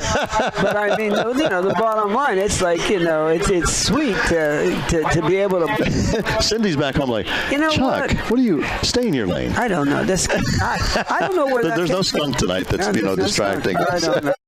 I'm just trying to think. What do you say? I mean, it's not fantastic. It's not an 80-yard touchdown run. No. But we haven't had a punt return for a touchdown. We had 2 63-yard punt returns last week. Came in the third quarter. Right. Exactly. Which is coming up next. Right. And you don't want to get lulled to sleep, but. Well, neither team has come back out of the field yet. They're still doing the halftime festivities out on the field. There's a field goal kicking contest, and now the Raiders are the first team to come out of the locker room. And the response from their fans over on the far side was almost like, we're in the lead. Yeah. And the longer they kept playing with that lead, and so not only did Tyrone overcome that deficit, but they also had to overcome the momentum that Bellefonte had built up. And that's just not so. So when I want to make the point about it, and I thought about it earlier, is, when you go 3-0 and you win fairly convincingly, somewhere along the line, you've got to have some tests. You've got to be challenged. You've got to have situations where you are in trouble, and how you respond, you've got to have those. Those will pay off in the weeks to come. And sometimes it's a lot easier to see how close your team is as being a team that can come together when you're down. Not start pointing fingers. You got to play 48 minutes. And, have the confidence to say, okay, we're down by 7. It's okay. Let's go. Still got another break here and score. All right. So we're going to take another break, and we'll send it back. But when we come back, we'll be set for the kickoff. You're listening to the Irwin Financial Halftime Show, 96.9, 100.7 FM. Classic favorites, WTRN. Okay, thanks very much, Jim and Chuck. First, we'll go into some scores for you. There's some good games tonight. Matter of fact, we've got 2 games of the week for you involving undefeated teams. Tyrone winning 14-7 so far. Here's 2 future Tyrone opponents. Bald Eagle area started slow, but they're winning tonight over Penns Valley 20-7. No score yet in Everett at Bellwood. We've got Penn Cambria and Bishop. So that's one of our games of the week, and it's 19-14 at Evansburg as the Penn Cambria Panthers are leading the Marauders. Also in Hollidaysburg, the Butler Golden Tornadoes, they have a 7-0 lead at halftime. Central and Forest Hills are tied at 7. Here's a future Tyrone opponent, and a good one. The Clearfield Bison, no trouble at all tonight with Phillipsburg Osceola. 14, make that 41-0 at halftime. Curwensville 14 and Southern Huntington 12. Here's Tyrone's opponent next week. It's Huntington. They're trailing Tussey Mountain 6-0. That game, by the way, on the road, and the first road game of the season for the Golden Eagles. North Garrett, West Virginia, I believe, is leading Mount Union 9-7. West Branch and Glendale 6-6. Here's our of the week, 2 undefeated teams, and it's no contest tonight. The Little Lions having no trouble with the Mountain Lions. State College 35, Altoona 7, Northern Bedford 40, Mo Valley 7, 47-0 Bedford over Somerset. Chestnut Ridge 22, Central Cambria 15. We've also got Bishop McCourt trailing Richland 14-7. And tomorrow, it's Penn State at Auburn. Should be a good game on CBS, by the way. Kickoff at 3:30. Pitt tries to get back on the winning track after losing to Tennessee in overtime, and they'll be on ESPN2 against Western Michigan. And finally, the game right here on Classic Favorites. Kind of surprising loss for Notre Dame last week to Marshall. Try to get back their first win on the season as they're hosting California. The pregame show here on Classic Favorites on the Notre Dame Football Network at 1:30, and the kickoff slated for 2:30. Don't forget the community yard sale is tomorrow in Tyrone, starting at 8 a.m. in the morning. And we also have Gary Long, one of our sponsors at Long's Field Service, inviting you to the final day tomorrow at the Sinking Valley Fair. That continues through Saturday evening. And yet another event coming. Club. Tyrone has an Alzheimer's benefit chicken barbecue at Pavilion 1 at Reservoir Park tomorrow. This is a half chicken dinner with all the fixings in memory of the late member Jim Ramsey. And this has been the Irwin Financial halftime show. Saw Mike, by the way, last week, Mike Irwin, the owner, at as well on the Penn State show, the Penn State Overtime show. On, let's see, that's on Sunday evenings. I think he's a guest 2 or 3 times a year. Well, we'll be returning to Jim and Chuck for the second half right after this. You've been listening to The Halftime Show, brought to you by Irwin Financial on WTRN. We'll go back to the field for the third quarter right after this. There's nothing more exciting than seeing your name or logo imprinted or embroidered on quality business apparel. Proactive Sports in Altoona Business or organization stand out with their custom art department, screen printing, and embroidery. Whether it's for a business, high school, college, a local sports team, club, or even logo design for an event, Proactive Sports is your go-to source for screen printing and embroidery. And they even customize. Find them on the web at proactivesportsinc.com or stop in and see Proactive Sports in their shop at 5910 California Avenue in Altoona. Having a good, reliable vehicle isn't a luxury, it's a necessity. Wouldn't you want to buy a vehicle from a business that's been servicing automobiles for years? You should buy from Tyrone Tire. They've got a nice selection of fully refurbished vehicles with great warranties. Technicians are certified for state inspections, and they'll service your vehicle from the engine to the tires. Worried about getting a loan? At Tyrone Tire and Automotive, it's buy here, pay here. For your next vehicle, go to Tyrone Tire and Automotive, TyroneAuto.com, or find them on Facebook. High school football games are fun, but where do you go when they're over? The Bullpen Restaurant and Sports Bar. You'll love the Bullpen and their variety of delicious foods. Appetizers like nachos, fried shrimp, and their original bowl chips. Wings in your favorite varieties, including the Bullpen's famous bowl sauce. Juicy burgers, sandwiches and entrees like ribeye, sirloin, and New York strip steak. Plus a full-service bar with 16 drafts on tap. After the game, head to the Bullpen Restaurant and Sports Bar, 207 Jefferson Avenue, Tyrone. Mag Industries Ltd. is a family sales and distribution company located in Tyrone. Mag Industries pride themselves on cutting-edge manufacturing and distribution, and they're also proud to be a part of the business community, one of the best places to work in the area. You can find Mag Industries on Indeed.com to view their latest available job postings. Everyone at Mag Industries Ltd. would like to wish the Tyrone Golden Eagles the best of luck this season. Go Eagles! Something bugging you? It's time to call Premier Pest Control. If your home or office is being overtaken by insects or rodents, call 684-2600. Premier Pest Control offers 24-hour guaranteed response to your call. Avoid the hassle of having to explain your problem to several people before you even serviceman. When you call Premier Pest Control, you'll talk directly to the serviceman. So call 684-2600 and tell them what's bugging you. Premier Pest Control offers 24-hour response, serving Altoona, Tyrone, State College, and surrounding areas. Community Pharmacy in Tyrone, your locally owned and operated independent pharmacy. We offer prescriptions and compounding services along with a wide range of over-the-counter products, Cine Incontinence products, and Nova Safety and Mobility products. Stop in Community Pharmacy in Tyrone and shop our gift and seasonal decor, all priced with everyday low pricing. Don't forget to check out our full wall of designer greeting cards, value priced at 99 cents or $1.99. Community Pharmacy in Tyrone, small enough to know you, large enough to fulfill your pharmacy needs.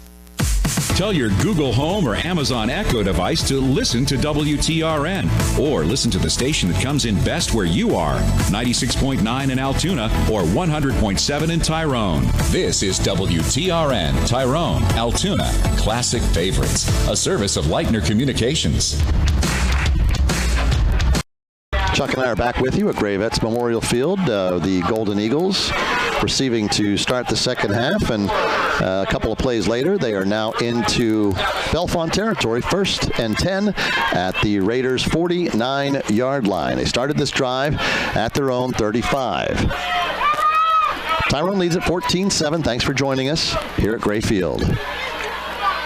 Weaver in motion, provides some blocking for Colton Miller, and he's stacked up after no gain.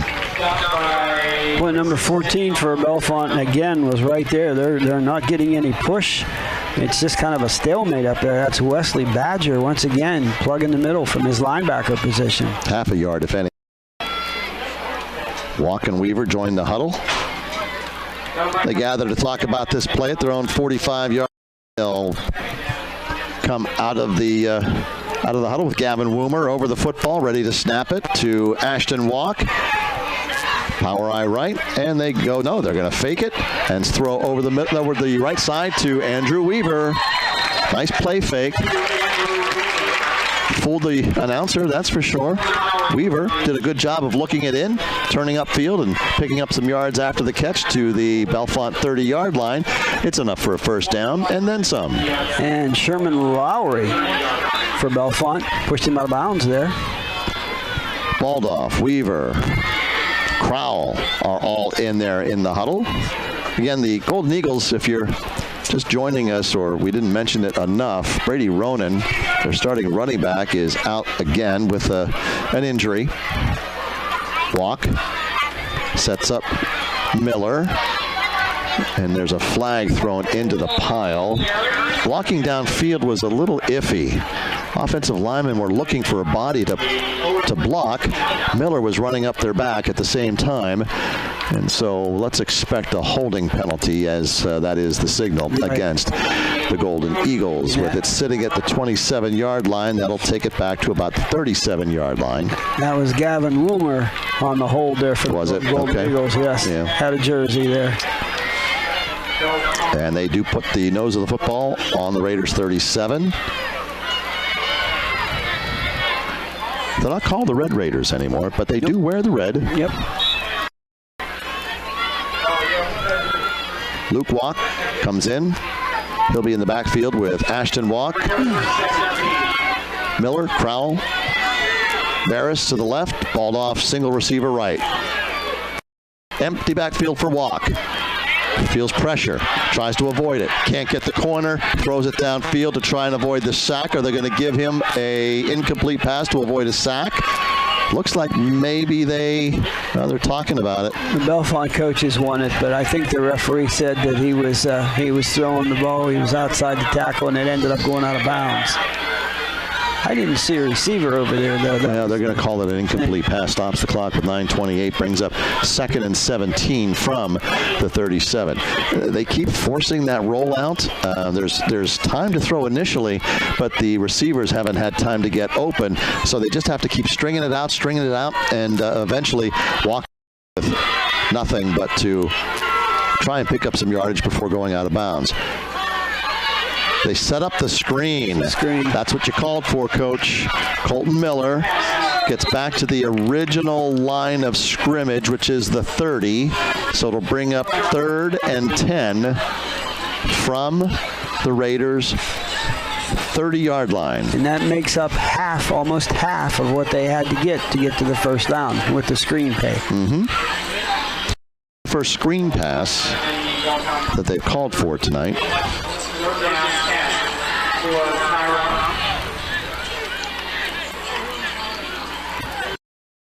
The Walks are in the backfield. They break the huddle with Barris going wide to the left. Crowell in the slot with Miller as well. Play clock down to 5. 3rd and 10. Walk rolling. He's got 3 blockers out there. Fires downfield. He's got a man wide open in the end zone. Touchdown! Driving Crowell gets behind the defense.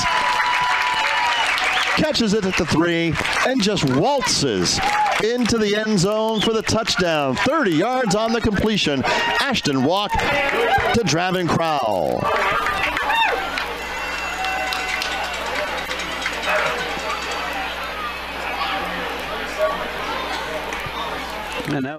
Catches it at the 3 and just waltzes into the end zone for the touchdown. 30 yards on the completion.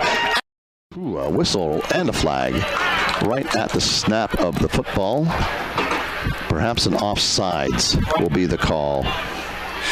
Side judge brings it in to the lead official, and it's going to be against the Raiders. Offsides indeed. That for sure. Officially, 20-7. Tyrone on top with the extra point coming. 8:31 left to go in the 3rd quarter. Now, not so many eyebrows are perhaps raising around Blair County. And a whistle again. Jim Romani, one of the more dramatic extra points that you'll ever see. Romani has 15 points on the year.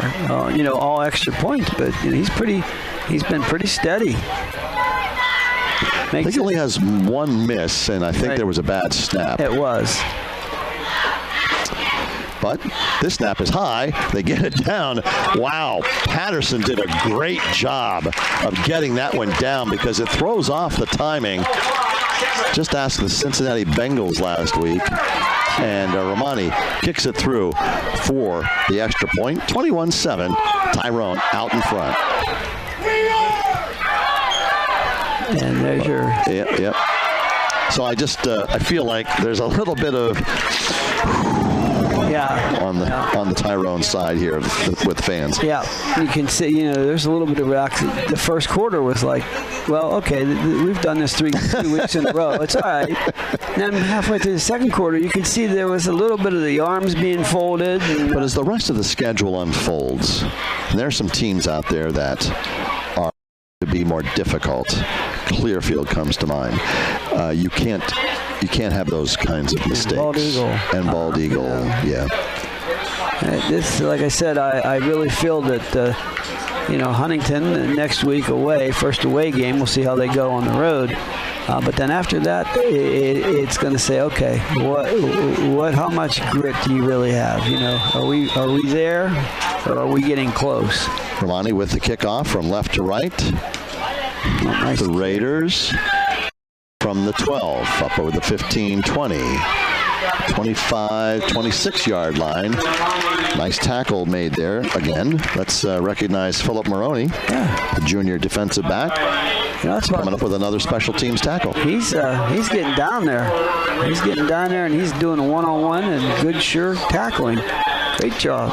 Raiders with the football. With this possession, they'll start 1st and 10 at their own 27-yard line. And Mulroney is going to stay out there and get some. Maroney is going to get some playing time at defensive back.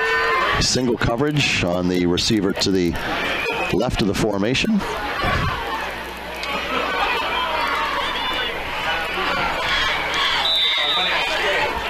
Johnson with two backfield, three receivers in formation. They're going to hand it off. And the pickup is going to be a couple for Sherman Lowry, junior running back for the Raiders. Camp on the stop for the Golden Eagles. Mark him down at the 29-yard line. 8 minutes left to go, third quarter. At this time last week, we were into the mercy rule.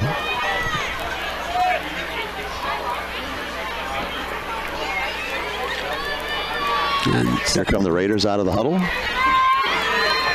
Funk in the slot to the left. Three receivers right. Empty backfield for Johnson. Two-step drop. Feels pressure. Gets out of it and then is dropped. No gain. Gamp was over there. Also number 53, Bauer. Ewing and and Brower. Going to bring up a loss on the play, so now it's going to bring up 3rd and I'd say 9. They're saying 8 on the scoreboard, but that looks like looks like 9 to me.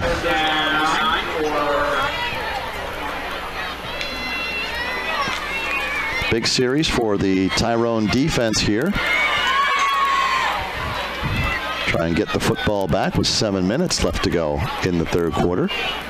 Single back, two receivers split left and right. Johnson calls for the shotgun snap. Looking to throw. Weaver gets in his face and brings him down for a loss. Weaver beats the blocker in front of him, sheds him, and brings him down for a sack of 13 yards back to the 15-yard line. Andrew Weaver, that was all him right there. Snap. Looking to throw. Weaver gets in his face and brings him down for a loss. Weaver beats the blocker in front of him, sheds him, and brings him down for a sack. Number 27, of course, is driving Crowell. He's back at the Tyrone 45, and he backs up to about the 44 now. Snap is good. They'll get it off. It's a spiral that Crowell can take at the 42. Sets up a blocker left side to midfield. Cuts it inside. Spins out and gets inside the 45 into Bellefonte territory. They'll mark him down at the Raiders' 41-yard line, and I would call that good field position for the Eagles, who lead it 21-7, 6:01 left to go, third quarter here at Gray Field. Luke Walk made the spring block there at the Bellefonte 48 that was allowing Crowell to pick up an extra 7-8 yards there to put it on the 41-yard line. Special teams really showed up big last week for the Golden Eagles. They have some confidence in those return men now. Walk in the backfield behind Walk. Pistol forward. Weaver goes to the wing. They'll give it to Hoover. Hoover picks up 3 or 4. It was not Walk in the backfield. It was Hoover. My apology. 23-5. It's going to bring up about a second and call it 6. Call it a long 6. Weaver balled off. Varus are in the huddle with Walk, who brings the play in from the sideline. They break the huddle with 20 seconds left on the play clock. Walk calls for it. Coleman in motion, and this time they're going to give it to Hoover. Breaks a shoestring tackle. Some good blocking in the backfield. Who opened that? Was that Weaver? Ewing. He pulled from his guard, and he just annihilated the Bellefonte Raider on that play. He pulled from his left guard position, came right across, and boy, he caught him perfect. Otherwise, Hoover would have been tackled in the backfield. If that would have been 2-3 months from now, well, that would have been a 2-point takedown with back points. With back points, yeah. 3rd and 1 from the Raiders' 32-yard line. 4:45 left third quarter. They'll go I with Walk, and he's going to keep it on a sneak. He's going to pick up a couple, and they'll move the chains. Yep, absolutely. Good call. They're going to give him that. Take it. They're going to give you that first down. Take it. Hey, sponsors for the Tyrone Golden Eagles, bringing you Tyrone Golden Eagle football. Jim and I appreciate that. So does the Tyrone area Golden Eagle football team. Tyrone Auto, the Bullpen Restaurant, Mag Industries, Premier Pest Control, Community Pharmacy of Tyrone, Allied Milk Producers, Justin Reeder Harvesting, and Billy Joel Friday Agency in downtown Tyrone. Jim? Pistol with Hoover. Walk looking to throw. They'll dump it. He's got to beat a man in the backfield, and just barely got brought down from behind. And Hoover knows he had a chance to make something big happen there if it had not been for that tackle just beyond the line of scrimmage. It's actually a loss of a couple. Back to about the 32-yard line, brings up 2nd and 12. Clock continues to move, though. One step away from being about a 10, 12-yard gain. Short pass in the backfield. So that obviously was one of the adjustments they made at halftime, is throwing the ball short, taking it. Going from left to right here at Gray Field, as we see it with Hoover in the backfield. They're going to give it to him.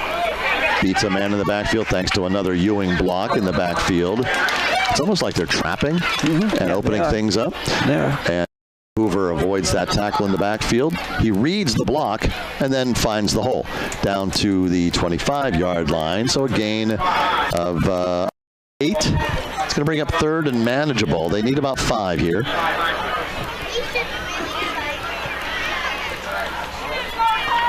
They've got 2 downs to do it, though. Walk with Hoover lined up behind him. The clap and the snap. High pass through the hands of Colton Barris. That was one of the more quicker releases that we've seen tonight from Ashton Walk. I'm not sure he had a good grip on that football. It got away from him and sailed, and so the incompletion stops the clock at 2:54, but it does bring up 4th down and 5. Now, it was a 4th down play from the 30 that the Golden Eagles scored on last time. Quickly out of the huddle. 3 receivers left. A.J. Coleman single right. Double covered right, so they're going to go deep. They're looking for and not finding. Was that Varus? Nope. Draven Crowell. Incomplete. Off his turnover on downs. Off his fingertips in the end zone. That whole play just did not seem. 3 receivers left. A.J. Coleman single right. Double covered right, so they're going to go deep. They're looking for and not finding. Was that Varus? Nope. Pizzeria, Reader Electric, the Student Bookstore of State College, Grace Baptist Church, Field Service, and Save a Lot in downtown Tyrone. Tyrone scores on that possession. You don't call it a ball game at that point, but you're up by 2 touchdowns with a whole 4th quarter to go and 2:47 left on the clock here in the 3rd. And what Bellefonte has been doing offensively, this is a big test for the Golden Eagle defense. Johnson has it, gives it to Runk. Pickup of maybe a yard and a half. Yeah. And there's a Raider down. Number 2 is down, and he is in real difficulty right now. Braden Ewing on the stop for Tyrone. Jim, nothing's more exciting and heartwarming than seeing your child or grandchild overcome their fears and step into the competitive arena. It can be even better if they are chosen as the Appalachian Running Company Youth Sports Star of the Week. Nominate a Youth Sports Star of the Week right now by going to LeitnerCommunications.com, click on the Youth Sports Star graphic, and fill out the form. Special thanks to Shields Trophy, Union Avenue, and Altoona for providing the great-looking award. How did that go yesterday for you? Very good. And it's really good because it's funny. They come down the hill and you're waiting to get them, and they don't have jerseys on. So other than the Patterson twins, you can pick them out, and Ross Gamp because he looks like a redwood. The other ones, it's like, okay, guys, who are you? No, he's up in the parking lot. But it went really well. And what impresses me is these kids are juniors and seniors in high school. They're very articulate, very respectful, and humbled to be able to receive the award. And we want to thank Varillo Real Estate for that, sponsoring that. Well, I appreciate you taking the time out of your day on a Thursday to go award that as well. Oh, it's fun. I mean, it's all part of it. You've got a busy Thursday Thursday sometimes. Yeah. The coaches show. Yeah, coaches show sometimes. But then I, would drive down because you get down to WRTA and they feed you pick too. That up. They do. This year. What? No, not this year. So, but I've only done 2 of those shows, But last night we had a good show. We had Matt Belchek from. I'd like to talk to your representative. Who's your agent? I don't know. Well, that's probably the problem. I'd rather not say. I don't recall. Second and 8. I'm still trying to recover from that. I don't know how I got that analogy at halftime. I don't know where that came from. It's all right. Second and 8 from the 27. Clock starting to roll now. 2.5. The Raiders have it. Johnson looks over the middle, and it's picked off. Is it picked off? Yes. Driving Crowell? No, the one referee came in and he's calling it an incomplete pass. Well, no, they're setting the ball down. They're giving the football to Driving Crowell on the interception. He stepped in front of that receiver and made a college-level play. The referee that's spotting the ball went in, shaking his hand. Incomplete signal, and then he stopped and pulled his hands back, and the other official started saying yes. So he let him call him. Turnovers are starting to pile up now for the Raiders. I believe that's their 4th. Now, right now, with 2:24 left in the third quarter, if Tyrone can put a score on the board, it's going to be pretty tough for Bellefonte to respond to this. Miller with the handoff. They won't let him get outside. A good job there defensively by the Raiders' Shane Snook.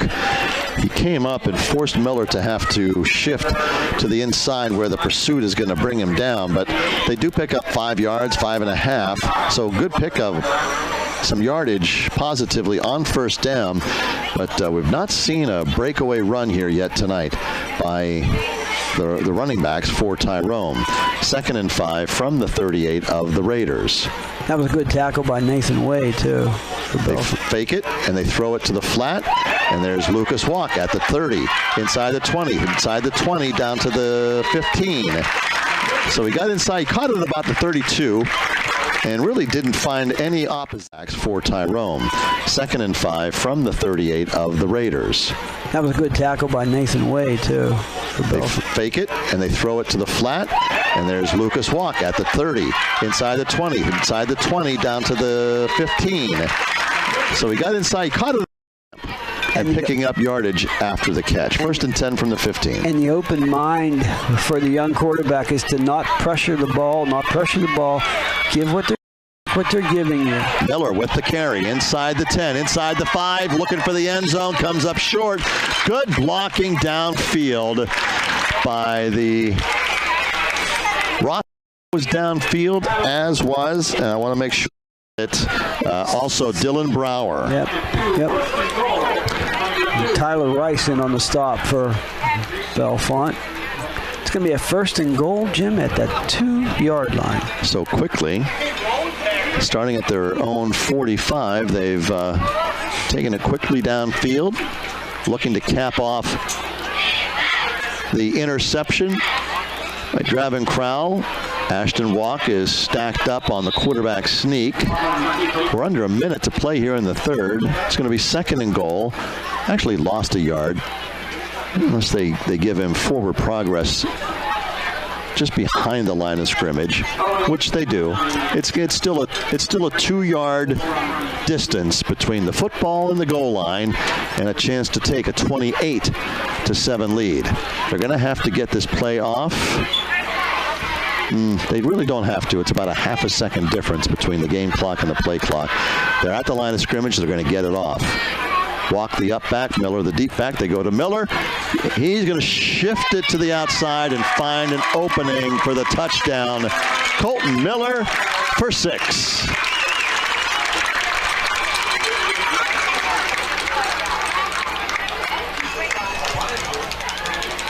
And so the slow starting Golden Eagle offense is now in gear. The Romani extra point upcoming. And now Bellefonte is in a very big hole. And that's a good XTP. 28-7 with 2.4 seconds left in the 3rd quarter. Alongside Chuck Bannis, Jim Gregory bringing you week 4 of the high school football season. The Tyrone Golden Eagles looking to go to 4-0 before traveling to Huntington next week. We'll be on with the pregame at 6:45, kickoff at 7 o'clock. And there will be no streaming for the away game, so you'll be able to hear all the action here on WTR. We've been doing this for 9 years. Tim just mentioned 9 years. 9 years. By the way, when I went out there for halftime, they said, "Does Chuck give you a break for the halftime?" And I said, "It's time that I take my break from Chuck." And they laughed. There you go. I'm sure they did. 9 years. Yeah, that says a lot. You get less time for robbing a bank. No, we've seen some good football. We've had some good times, and I enjoy. And I'm sure you hear about too the people that comment on the radio. They really like listening to it, and it's good for local sports. And but when I think the first time we went to Huntington, we did the games into a phone. Yeah, with duct tape. I remember. Handed the one microphone back and forth. Yeah. We would fight over it. Yep. Romani's kick is a shorter one than usual from him, from the 20 to the 25, and tackled there at about the 26-yard line. On the return is Owen Herr. And number 3 for Tyrone, it was long, and also in there was Patterson, and number 6, Patterson. And then number 32 for Tyrone, who was in on that stop, was Brody Klein. That's the end of the 3rd quarter. 28-7 your score here at Gray Field. With Chuck Pannis, I'm Jim Gregory. You're listening to Tyrone Golden Eagle football on 96.9, 100.7 FM Classic Favorites, WTRN. This is Nathan Varilla, your 1999 state championship football team captain. Winning the state championship, you have to do everything excellent. Excellence matters. That's why here at Varilla Real Estate, I've taken what I've learned on the football field and applied it to our business. Doing the little things, outworking your competition, being aggressive, doing the right thing when no one's looking. Varilla Real Estate is ready to help you in all your real estate needs. When it's 4th and 4 and you need a touchdown by selling your house, call Varilla Real Estate today. When it comes to harvesting timber in Central PA, one name comes to mind, Justin Reeder. Justin Reeder is a well-established timber harvesting company based in Tyrone, specializing in quality timber harvesting, firewood, timber transport, and residential tree removal, serving Tyrone and surrounding areas. Justin Reeder strives to be the best and provides the best quality services at premium prices for each and every customer. Call Justin Reeder, 814-327-8515, and be sure to visit them on Facebook. 96.9 and 100.7 WTRN. Classic Favorites. Back to the line of scrimmage. Johnson rolling to his right, and then he is just swallowed under. Wow. What a hit made there by Austin Lucas. 4. Boy, he hit him full stride. And that's a sack on the play, a loss of 5 for the Golden Eagle defense. And the quarterback was looking downfield the whole time and never took his eyes off to where number 4 for Tyrone, of course, that was Austin Lucas, was coming from. And boy, he just unloaded on him. The ball's on the near side hash. From left to right as we see it here at Gray Field. Johnson going to the air once again.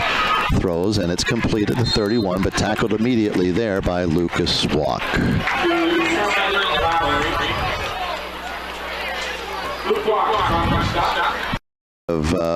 What they lost on the sack, so he's back to the original line of scrimmage, so it's going to bring up 3rd and 10. 28-7 your score. We're just underway fourth quarter here at Gray Field. Chuck Bannis, Jim Gregory, thanks for tuning in. Happy to bring it to you. Fans are enjoying the game here. Crowd, beautiful weather, and right now the score is to their liking. Johnson has 4 receivers out in formation with a back in the backfield to block, looking to throw. Here comes the rush. He avoids it. Avoids another time, then fumbles and then picks it up. Wow, there was a lot on that play. Deal came up, pressure from that right side, as did Weaver. They couldn't contain Johnson. He got out of the pocket and was able to pick up 5 yards, but it will be 4th and 5 from their own 35-yard line, and this is a situation where punting is not an option. Johnson's nice footwork. He stepped out of about 3 tackles on that play. Well, Johnson must be their punter, so he's going to stay out there, and they're going to boot this away.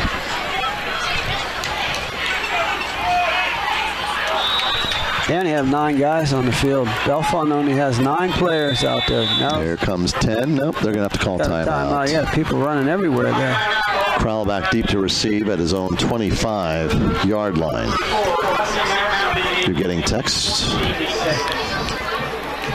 Yeah, it was somebody saying that they don't believe it's been 9 years. I think it was Lynn. Lynn, she's more than happy to share me with everybody on a but she's that wife that likes to spend time with her husband. Yes. Is that what she tells you? That's what she tells me. I'm not saying a word, Lynn. I'm not saying a word. Time out on the field, so let's recognize some sponsors, shall we? Absolutely. Get out of here. Get out of trouble. Tyrone Tire and Auto, The Bullpen Restaurant, Mag Industries, Premier Pest Control, Community Pharmacy, Allied Milk Producers, Justin Reeder Timber Harvesting, Billy Joe Friday Agency, Varilla Real Estate, Max Market in the Gridiron, Thrivent Financial, Gino's Pizzeria, Reader Electric, the Student Bookstore of State College, Grace Baptist Church, Long's Field Service, and Save a Lot of Tyrone, all sponsor Tyrone Golden Eagle football for you to listen to during this year's Golden Eagle season. The snap will come from the 35 of the Raiders. Johnson will boot it away from his 25, and it's a high spiral. Crowell retreats to the 23. Over the right side, breaks contained to the 30, 35, looking for blockers to come back the other way. He's at the 40. He may go. He's at the 50. He's at the 40. He's got a blocker out front, and then there's a hit, a blind side hit by Ross Gamp.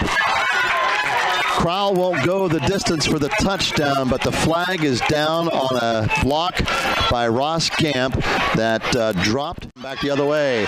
He's at the 40. He may go. He's at the 50. He's at the 40. He's got a blocker out front, and then there's a hit, a blind side hit by Ross Gamp.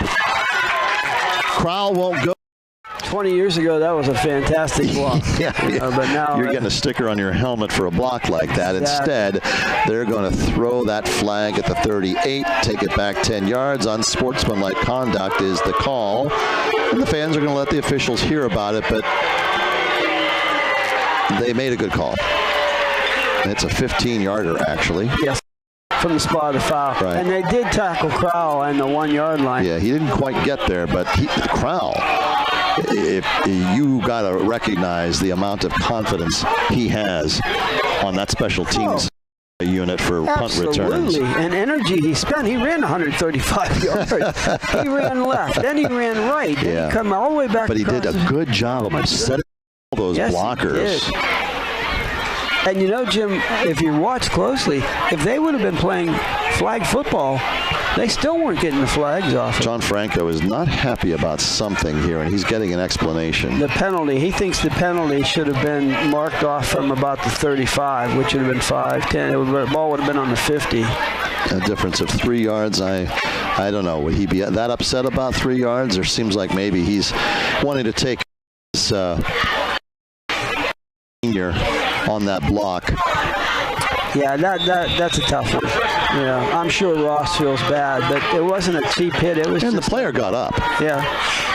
All right, 1st and 10 from their own 47. A pitch. We haven't seen that tonight. Seth Hoover gets outside and gets the corner. Picks up about 8. He's quick. To the 45 of the Raiders. It's going to bring up 2nd and a long 2. And it stops the.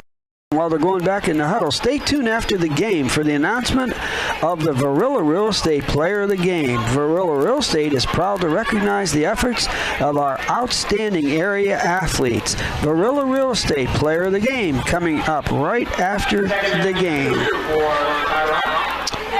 They'll go I with Walk under center, 2 receivers right with Camp in the slot. The give to Hoover. He's got a blocker out in front. He's got the right side, avoids a tackle at his knees, and picks up great yardage. Maybe 10. So certainly going to move the chains inside the 40 to about the 37, maybe the 36. And he read his block nicely. He really did. And he bounced it out.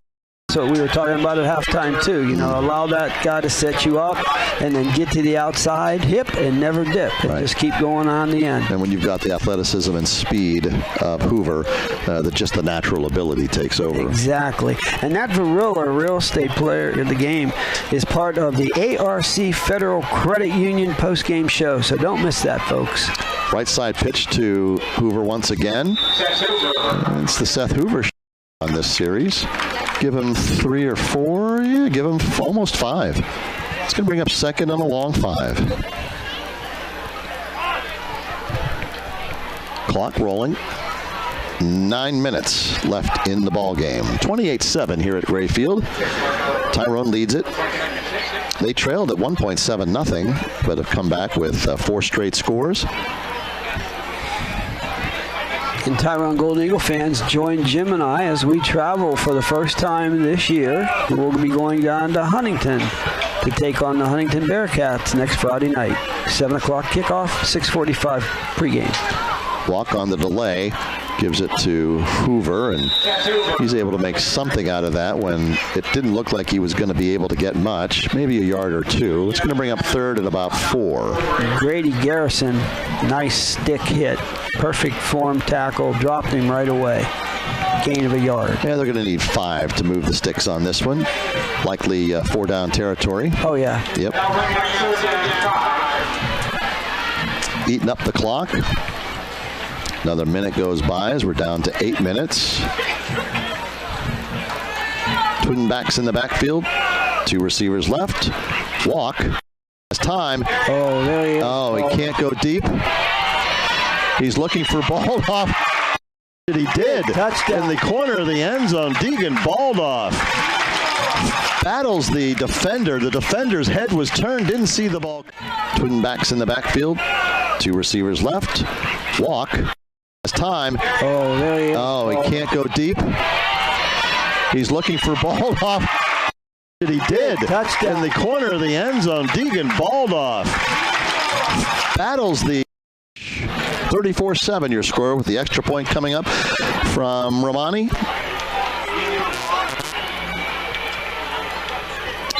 And it is good. 35-7. 5 straight scores by this Tyrone Golden Eagle football team. After trailing 7-0, they have now broken this ball game open. 35 unanswered points. And you know, when you talk about Tyrone advertisers for Tyrone Golden Eagle football, I'm going to read a couple advertisers here. See if you can tell me what they have in common, Jim. Sure, go ahead. The bullpen. Justin Reeder Timber Harvesting, Varilla Real Estate, Max Market and the Gridiron, Reeder Electric. What do they have in common? All successful business people? All successful business people who at one time were Tyrone Golden Eagle football players. And it's so Some were great. captains. Yes, Nate Varilla was captain of the 1999 state champion. Tyrone undefeated 15-0 team. And it's so good, and we stress that and talk about that, but you know, these kids are successful. They're no longer kids now. You start feeling old when they come up and say, hey, Coach, this is my two kids. You know, it's like, whoa. But anyway, successful business people in the community and giving back to Tyrone Golden Eagle Sports and support. Thank you very much, guys. Romani has the ball on the tee, kicking off from right to left in a 28-point lead with 7:50 left to go. Ball 15. Past the return man. They pick it up inside the 5. Up over the 10. Coleman tries to bring him down at the 15, 20, 25. Out to the 30. Finally brought down over on the far side as Josh Patterson gets up and says, that's enough of that. Tell you what, Josh might have saved Ball 15. Past the return man. They pick it up inside the 5. Up over the 10. Coleman tries to bring him down at the 15, 20, 25. Out to the 30. Finally brought down over on the far side as Josh Patterson. Exactly. And then before you know it, there's an opening over on that side of the field because the lanes are now empty. And he picked that ball up on the 1, and then a lot of times when the team sees that, they throttle down. So, you know, they're not coming down at a full hell of speed. Timeout called, I believe, by Bellefonte. They have one left. So is this a point, Chuck, if I may, before you get too far ahead there, we start to see some second teamers? 35-7, 7:40 left. Yeah, I think they might let him go one more series. Okay. It looks like, you know. Coleman's in there. I'm looking to see who's in there now. Pattersons are still in there. Has seen time, so not necessarily coming off the bench yet. But we'll see when they go on offense who they put in. Yeah, but I'm looking down here. Gamp is on the sideline. Baldoff is on the sideline. They've got a couple of folks out there that are 22. Yeah, 20. Ian Gibbons. So yeah, yeah, they're starting to substitute. But the Raiders come out of the timeout and line up at the line of scrimmage, 1st and 10 at their own 29-yard line. Johnson will hand it. Is that Funk? Well, let's see the number. No, let's get the right number. Number 24. You got it? Yep, 24 is Shane Snook. Shane Snook. Sophomore. And Jim, stay tuned after the game for the announcement of the Varilla Real Estate Player of the Game. Varilla Real Estate is proud to recognize the efforts of our outstanding area athletes. Varilla Real Estate Player of the Game coming right up after the game as part of the ARC Federal Credit Union post-game show. Hunter Churdon is in the secondary now for a pickoff by Coleman. No, they're going to say he didn't hold on to it. Oh, that's a bad call. He started running downfield. He actually caught the pass, and he ran 3 yards before he staggered out of bounds. Unless we could not see him bobble, but I thought I saw 2 hands on the football for a good 2 or 3 steps. There was a football move made on that interception. Coleman's a really good baseball player, and he made a catch without a glove there that was really good. Fantastic. Yeah. I'm sure his dad's proud of that one. All for naught. Turnover is for naught. But it is a 3rd and 9 from the 30 of the Raiders. And the ball goes past the quarterback who's running for his life back to the 5-yard line. And Johnson was not in there on that one. I'm not sure if they were going Wildcat with that one. Isaac Gale is the quarterback. The freshman, number 40. But it is a 3rd and 9 from the 30 of the Raiders. And the ball goes past the quarterback who's running for his life back to the 5-yard line. And Johnson was not in there on that one. this punt may not even get to the original line of scrimmage. And who are they going to send back to receive? Is that Tyrone? Is it 8 or 9? I can't tell. For Tyrone? Yeah, that's Tyrone. Is it? Looks like. It's number 8. Yeah, thank you. Yep. So a timeout is called by the Raiders. It'll be their last one. Yes. 6:15 left to go. Gravets Memorial Field alongside Chuck Bannis. I'm Jim Gregory. 35-7 is your score, and all that's left to do now is the shouting. And, you know, the tomorrow night, I'll see you tomorrow night at the Monogram Club. That's a big event. What's Penn State doing tomorrow? They're playing Auburn. At what time? 3:30. 3:30. Kickoff. Yep. Good scheduling. Thank you.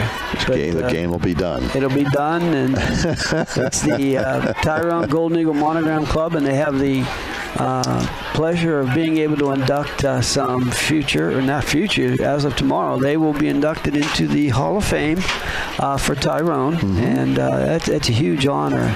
And with a very nice turnout, of course, you're our master of ceremonies. You know what my job is? Keep it moving. Keep it moving. I jokingly told one of the presenters, you have a 3-minute, we passed a 3-minute, time limit. Good and luck. I said, Jim Gregory's going to be like Will Smith. He's going to just come up in 3 minutes. You're still talking. He's going to knock you right off the podium. So Tyrone is going to come out, and they're going to give Draven Crowell a chance on this return. He's lined up at his own, at the Raider 40-yard line, and this could be dangerous for the Raiders. And the way he's returning punts, it's all you got to believe that the blockers, the rest of the unit on punt return is like, if we just do our job, we can break a touchdown at any moment. Slow him down, and more importantly, don't think, okay, he's on the other side of the field, I'll take the rest of this play off, because before you know it, he's coming your way. Exactly right. And now there's a flag because the Raiders are just taking an eternity and punt this, so now there's a delay of game. They hadn't even started the play clock on the field. They kept it on the field, and so had now 12 players on the field. Is that what it was? After a timeout called to line this up, they had 12 people on the field. Thanks for counting. Yep, 12 people. So half the distance.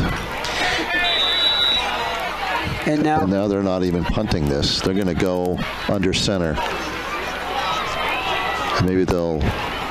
No, he's going to take the safety. Okay. Well, you know what that says? They fear Draven Crowell. And who was that? Number 14? 44. 44? The freshman quarterback. Isaac Gale. Yep. Well, that was 2 plays. He lost 27 yards. Running backwards. I don't know. He's not going to remember his night in Tyrone fondly. So let's see who they send out on offense here. Patterson has been backup quarterback in these situations, so look for that. I believe Walk is going to be out, and Nate Patterson will run the offense. 6:10 left to go in the 37-7 after the safety, and now the free kick will come from the Raiders. I guess they assumed that it was easier to give up 2 points rather than let Crowell return it 45 yards for a touchdown and put 5 more on the board. That tells you what kind of weapon you have. Oh, yeah. When the opposing team doesn't want to kick to you. They'd rather give points away. So now they'll be punting from their own 20. And Tyrone should still get excellent field position to start this. And let's see who's in there now for Tyrone. Tyrone and Hoover are back deep to receive. So they have, Pattersons are still in there. I mean, basically it looks pretty much like the regular special teams right now are still in there. But I think you'll probably see the JV offense come on the field. Tyrone would not normally be in there. That would be Colton Miller. So that is at one player that is not typically in on special teams. And there may be a few others. Number 26 there, that's Gage Miller. Okay. He's in here right in front of us there at the 50. Oh, yeah. So they do have a couple in there. 82. Here's the run-up. Tony Hughes. To the right side, taken by Coleman at his own 48. Runs into his own blocker and then avoids a tackle and does a decent. There's a late flag coming in as he was hit way out of bounds. Yeah. So give Coleman an A grade on the return. 13 yards. They'll tack on 15 for the late hit out of bounds. He was spun around by his own man, too.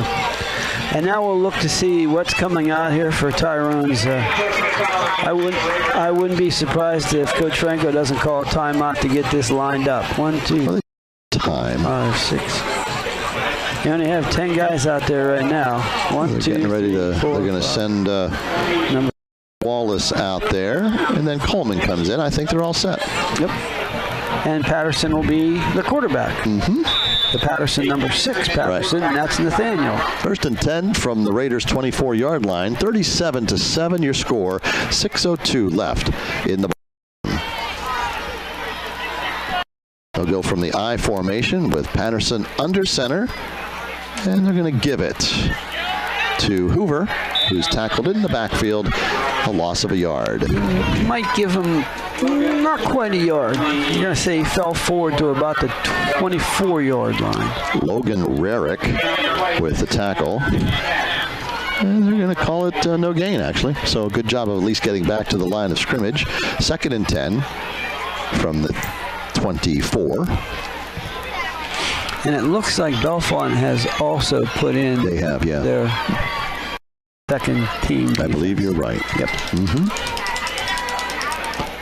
Patterson will watch the play clock tick down. They'll snap it at about 4 or 5 seconds left. Once again, I formation, and this time they're going to give it to Brady Klein. Going to get down to about the 23-yard line, Jim. Inside the 20, actually, to the, was it about the 18? 18, right. Mm-hmm. I thought that was the 25 there, but it's the 18. Or the 20. It's 3rd and 4. 2 down territory, obviously. Under 5 minutes left to play. We're going to have to start thinking about our player of the game. It's going to be a tough one tonight. It is going to be a tough one. We might have to discuss that at the end of the 4th quarter. Let me look here a little bit. Patterson under center right now. He's going to hand the ball off. And it looks like he's going to come awful close to that first down. He's going to get it. He's got it. He's got it. First down. I have an idea for a player of the game. All right. I'm still thinking. Well, but maybe we're probably going to end up with the same person. Well, you're going to be surprised. Maybe I'll give you a hint. Consistency. Okay. I think I'll know, but we'll discuss. We'll discuss this during the 1st and 10 from the Raiders. We go back to the studio. 13-yard line. We'll keep it suspense. Yes. Yeah. We're going to go to Klein once again. Inside the 10, inside the 5, runs into the official and falls just inside the 4, just outside the 3-yard line. Maybe enough for a first down. 1st and goal. I think he's got that. Marking it right at the 4. Yeah. Little short, just about half a yard. Okay. You know, you play 4 quarters of football, but if you took the quarters that Tyrone has scored in and took out the ones they haven't, how many points are they averaging per game if you take out the quarters they haven't scored in? Yeah. I mean, offensively, they played 3 quarters of football today. And a flag is thrown right at the snap of the football. It's probably going to be against the Golden Eagles. May have taken a little bit too much time. Or somebody might have moved. It was called by the side judge. Somebody moved. Yeah. Offsides. Dead ball offsides. Okay, somebody lined up offsides. So we'll take it back to about the 7-yard line. No, excuse me, to about the 9-yard line, rather. Patterson brings the play in. He's got a full 23 seconds on the. The clock continues to roll on the scoreboard as well. We're under 3 minutes left to go. They'll break the huddle with just about 12 seconds left on the play clock. They'll have to hustle a little bit. Patterson under center. They'll go I, split wide and left, the receivers for Tyrone.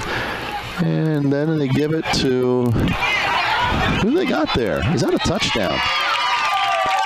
They're going to call him just short. It looks like he's marking it just about the goal line, not quite to the goal line. Is that Gibbons? Yeah, it looks like it. Number 22? 22, yeah. And he went backwards from the 4-yard line down to inside the 1. Just everybody pushing him. It is a first and goal from the 1. Going to bring up first and goal from the 1. 2:20 on a running clock. Tyrone 1 yard away with a first and goal. 49 points, 44 this week. They can score here. Oh, they're going to take a knee? First class. No sense running it up. First class. Okay.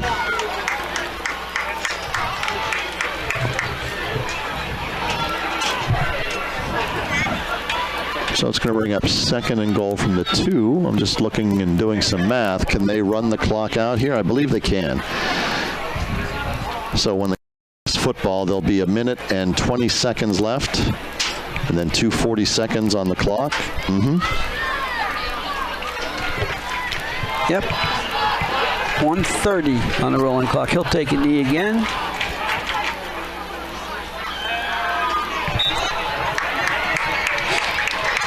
And that'll put 40 seconds on the play clock, which means there'll be about 20 seconds left for the last play, and that'll do it.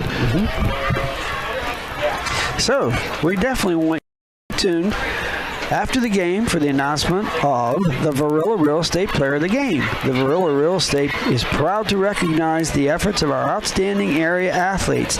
Varilla Real Estate Player of the Game coming up right after the game as part of the ARC Federal Credit Union post-game show.